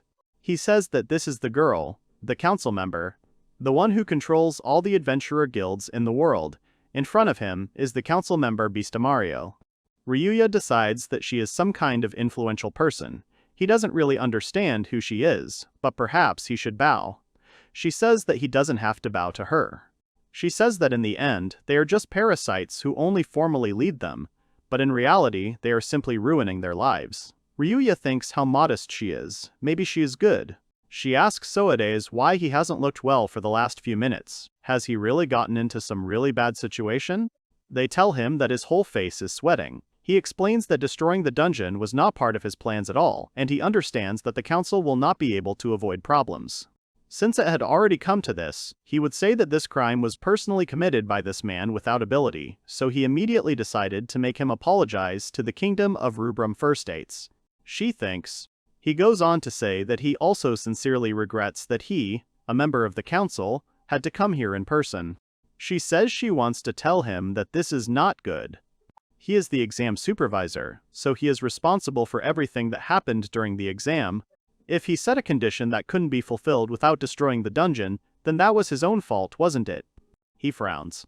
The girl says that she will ask again just in case if it was Ryuya who destroyed the dungeons. He answers that it was him. She asks how.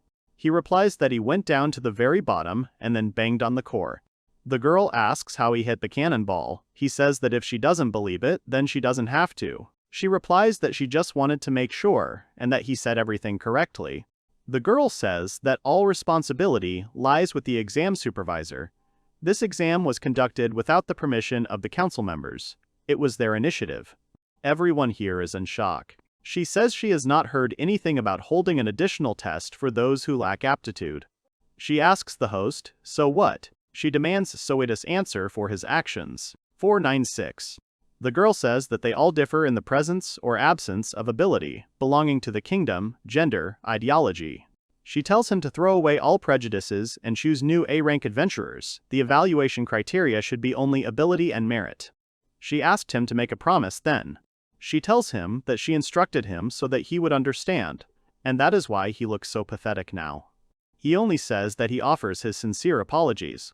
The girl says that he disobeyed the orders of the elder and secretly began to decide for himself what is right and what is wrong. Ryuya did not think that she would pick on him like that. She will wear him out. The girl says that she will tell him directly that she is disappointed in him. She thinks it is better for him to give up on becoming an S rank. He starts screaming, asking her to wait. She says that, of course, she's not going to blame everything on him. She says that if his claim that another person should be held responsible is true, then she will personally apologize to the kingdom of Rubrum. And if she can't beg for their repayment, then she'll have to gather her courage and cry in front of him right here, even if she doesn't want to. Ryuya thinks she's a 3-year-old child. Now she turns to all the participants in the exam. She says that she must sincerely apologize to them for all the effort they had to put in. He bows to them and asks them to accept her deepest apologies. Ryuya says that no, they didn't try that hard. He suggests that they move on to the main thing. She agrees. She says she will ensure that anyone who has not yet been told they have failed the exam will be able to continue taking it. She says that to begin with, they will suspend the exam. A little later she will definitely continue it, so they can go and rest for now. Everyone listens to her. She turns to Soidus and says that before she goes to apologize to the kingdom of Rubrum, she wants to hear everything from him in detail, for example, why he did not do as the council demanded. He listens to her. Ryuya thinks that it looks like he's going to be really pressed. He wants to continue taking the exam already so he can finish it quickly. Ryuya calls Noam. She says the most important thing is that he's safe. He says that he is also happy for her. He suggests that she go to the hotel, and she obeys him. Here the brothers start laughing and say that at this point they will also have to part with him. One shouts that it looks like they did not drop out of the exam either, and all thanks to him. The second asks to let them thank him, because they did not drop out of the exam. After all, the third notes that traveling with him was fun. Noam asks what happened to them. It seems, Ryuya explains everything to her. He asks if there is a hotel they can stay at. Noam assumes that there probably is. By the way, Ryuya forgot to say that he can return the dungeon back, even if they are still a little worried. But that girl from the council seems nice. Maybe it was worth telling her quietly. Zemnanto is watching them from afar. What Ryuya noticed, he thought he looked pretty bad. It felt like he was terrified. Did he have anything left in stock after that? At the hotel, Noam says she's the first to shower, and that she's drenched in sweat. She says the shower is quite spacious. Ryuya stops in the middle of the common room, and plans to immediately make it clear that there was no hidden intent behind this. He was originally going to get separate rooms, but Noam started saying something about how they needed to save money, so they got a shared room. There was no hidden agenda. She comes out and screams his name. She asks if he should take a shower first. She apologizes for not asking his opinion. He says it's okay so she can go. She goes back to the shower. Amdeon tells him if he wants to save money, then why don't they shower together? He calls her name indignantly. She says that this is a logical proposal, and that deep down Noam hopes for it. She says to rub each other's bodies, to act according to instincts, because this is the best pleasure for all living beings. Ryuya dispels all thoughts and says that they receive alone, and in turns, such are the rules of this house.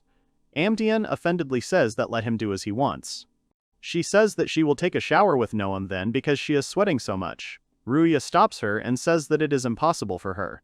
He asks seriously how things are there. She asks if he really means this. She looked at what happened to that man. She had done a good job as a secret agent, and had seen him taken some good fun. Ryuya asks, so what? Ambinion says that the big little thing was very angry about what he did, so much so that it was hard to tell which of the two was the child. Ambinion sits down next to him and says that he is the strongest, and almost never allows himself to rest. Does he really not want to lose so much that he is going to get rid of all the factors that could hinder him? Ryuya thinks that he doesn't want to lose, they might pick on him again. Ambinion says that he will be punished accordingly. The guild will inevitably have to pay a huge compensation, which means he might even lose his A-rank adventurer title, but still. If it all ends like this, then it turns out that he got off easy. Everyone who makes Ryu look stupid should regret it, let them get what they deserve. Ryuya begins to think. Since things are like this, he thinks it would be best to ask Ambinion to create a new dungeon core later, but if he hides it for too long, he will be accused of not saying it earlier. It all depends on the right moment. Ambien asks why not just leave it broken. He says no, that's not right. Ryuya is for thinking rationally. He would like many people who could suffer from this to avoid such a fate. Ambinion says she thinks he's exaggerating. They had a reason for doing it. She says about this man, the chief examiner, that he was put under house arrest, and he was already on his way to that place. Amdeon asks where he thinks she's going. Ryuya thinks she's at it again and that there's nothing she can do about it. He takes Ambinion's hands and says that he is grateful with all his soul for her always helping him with her boundless power. She is surprised and asks why he did this so suddenly. He says with a serious face that he is happy to have such a reliable ally as her. She blushes and says that it was not necessary to say that, but she is very glad that he said it for her sake. He thanks her. Here Ambinion's lecture begins. That up until now this guy was being followed by her clone. She reproduces everything he saw on the wall. It will be like a moving picture, and he will see everything himself. Ryuya thinks that he doesn't quite understand what she's talking about, but it's great. Many Ambinion clones appear. One orders the show to begin. In a 5-star hotel, Zemnanto screams that this is nonsense. Zemnanto asks Soedem how he will explain this, now that he is a criminal responsible for the destruction of the Rubrum Kingdom's dungeon. Soedes asks if there will be problems. If their relationship becomes known, he answers that there will be. He shouts that if people think he is involved in a crime, then it will affect his fight for the throne, and he should not come to this hotel like that. Then the evil Soids tells him not to talk nonsense. The examiner grabs Zemnanto by the collar and shouts that it was he who initially put him up to it, told him to screw up the guy he had his eye on. He shouts that he thought the job would be easy when he heard the man had no ability. The man asks to be let go. He shouts that he too thought it was a great offer, a task in which he only had to fail one man, and with such a reward. Then he adds that, however, because of this he is on the verge of losing his title as an adventurer. That lousy brat Beastamario told him this straight to his face. But if her words come true, then it will be the end for him too. Does he understand this? Zemnanto asks why. He replies that this is because he is not obliged to protect him. If he dies, he will take him with him. Ryuya and all the Ambinion copies watch this and comment, wow, after this, it will be clear who will inherit the throne. Ryuya is also in shock while eating popcorn. Soides says he will tell everything. Zemnanto shouts that anything but that, then asks him to listen. He suggests that he take the blame on himself, and then he will thank him accordingly. The audience is unhappy with his words. However, Soides tells him point blank that he will not live to see this. He said that if we are going to die, then we will all die together. In other words, they have a common fate. Does he understand what this means? He pins him against the wall and says that if they both have to die anyway, wouldn't it be better to try to find a way out of this situation? He reports that tonight he is going to send to that Ryu and attack this incompetent. Ryuya immediately wonders if he's planning to attack him.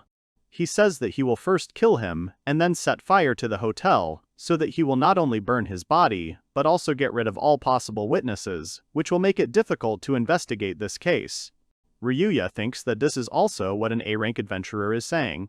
Soides says that in addition, there should be an adventurer named Noam with him, and she should also be gotten rid of just in case. Zemnanto intervenes and asks if they can't leave her alive and just take her with them, because she has a very valuable high-level ability, and he would see her innocence and beauty. Officially, she will be listed among those killed in the fire, and they will make her their pawn. Ryuya thinks that that prince does not have the qualities required of a king. Soides says that this can't be done, even though it's a shame to lose her ability. She also needs to get rid of it, all for the sake of their safety. Zemnanto then asks him before killing her to let him do it. At least once, he asks if they agreed. Here, Ryuya firmly says that this will not happen and gives the order to Abinyan to proceed.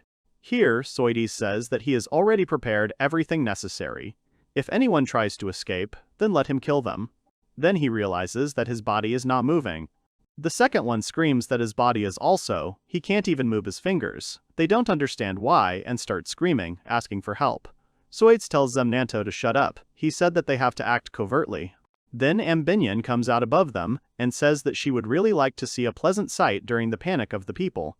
They see her and shout that she is a ghost. What is she doing in the middle of the city, and is this her doing? She replies that this is exactly so, because they wanted to do something bad to her master.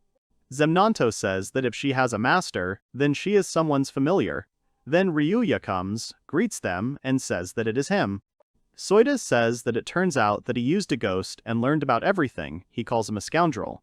Ryuya says that it is good that he understands everything at a fast pace. Ambinyan tells Ryuya that the pathetic humans cannot escape from her shackles of consciousness. She asks if they will leave these suspicious people here until the morning.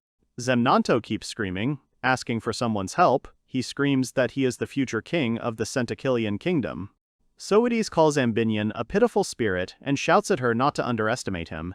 Ambinyan is surprised that he shook them off and called her pitiful. Ryuya wonders how he was able to remove these shackles. He reads its characteristics and understands that it can change the direction of power and can redirect it back. It is activated by something touching the body. It takes over the ability of whatever touched the body. Ryuya says out loud that he changes the direction of the force. Ambinyan explains that this is an ability that the laws of physics themselves work on. It turns out that he can reflect even her telekinesis, which has no form or body. It has a rather rare ability. She adds that by human standards, he has excellent abilities. Soides says she spies on others' abilities and judges them. He calls her a sneaky ghost. Ambinyan starts to get angry. Ryuya tells her to cool down. Soides then offers to explain to them what his ability is. Ryuya sees that he is using a vector reflector. The enemy tells him that all attacks directed at him are returned to the enemy with the same force. Since he received this ability, he has never been injured in battle, not once. Ryuya throws something at him and misses on purpose. Ambinyan says that the stronger the attack is, the stronger it will come back. This ability affects the force applied, so it has no limit. She says that the rock turned to dust only because the throw was extremely powerful. Ryuya tells her that he understands. Ryuya thinks that an attack so strong that it can't be reflected won't work on him either. Soides asks if they think he can't attack himself with this ability. He attacks and says it's a big mistake. Ryuya speculates that the activation condition is its ability to touch something. In other words, it can return hits received from any other objects, even the reaction of hits to the ground, and their reflection is 2 times greater.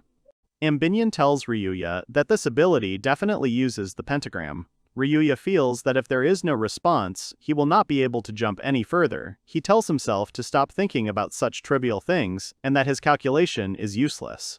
Soides jumps on him and attacks Ryu with his sword, screaming at him to die, but Ryu easily stops his attack. Soides freezes in shock, and hesitantly begins to ask if Ryuya really took the attack with his bare hands. He immediately jumps back, and then he screams that this can't be. He has accumulated so much power with the help of multiple reflection that he could easily resolve even armor.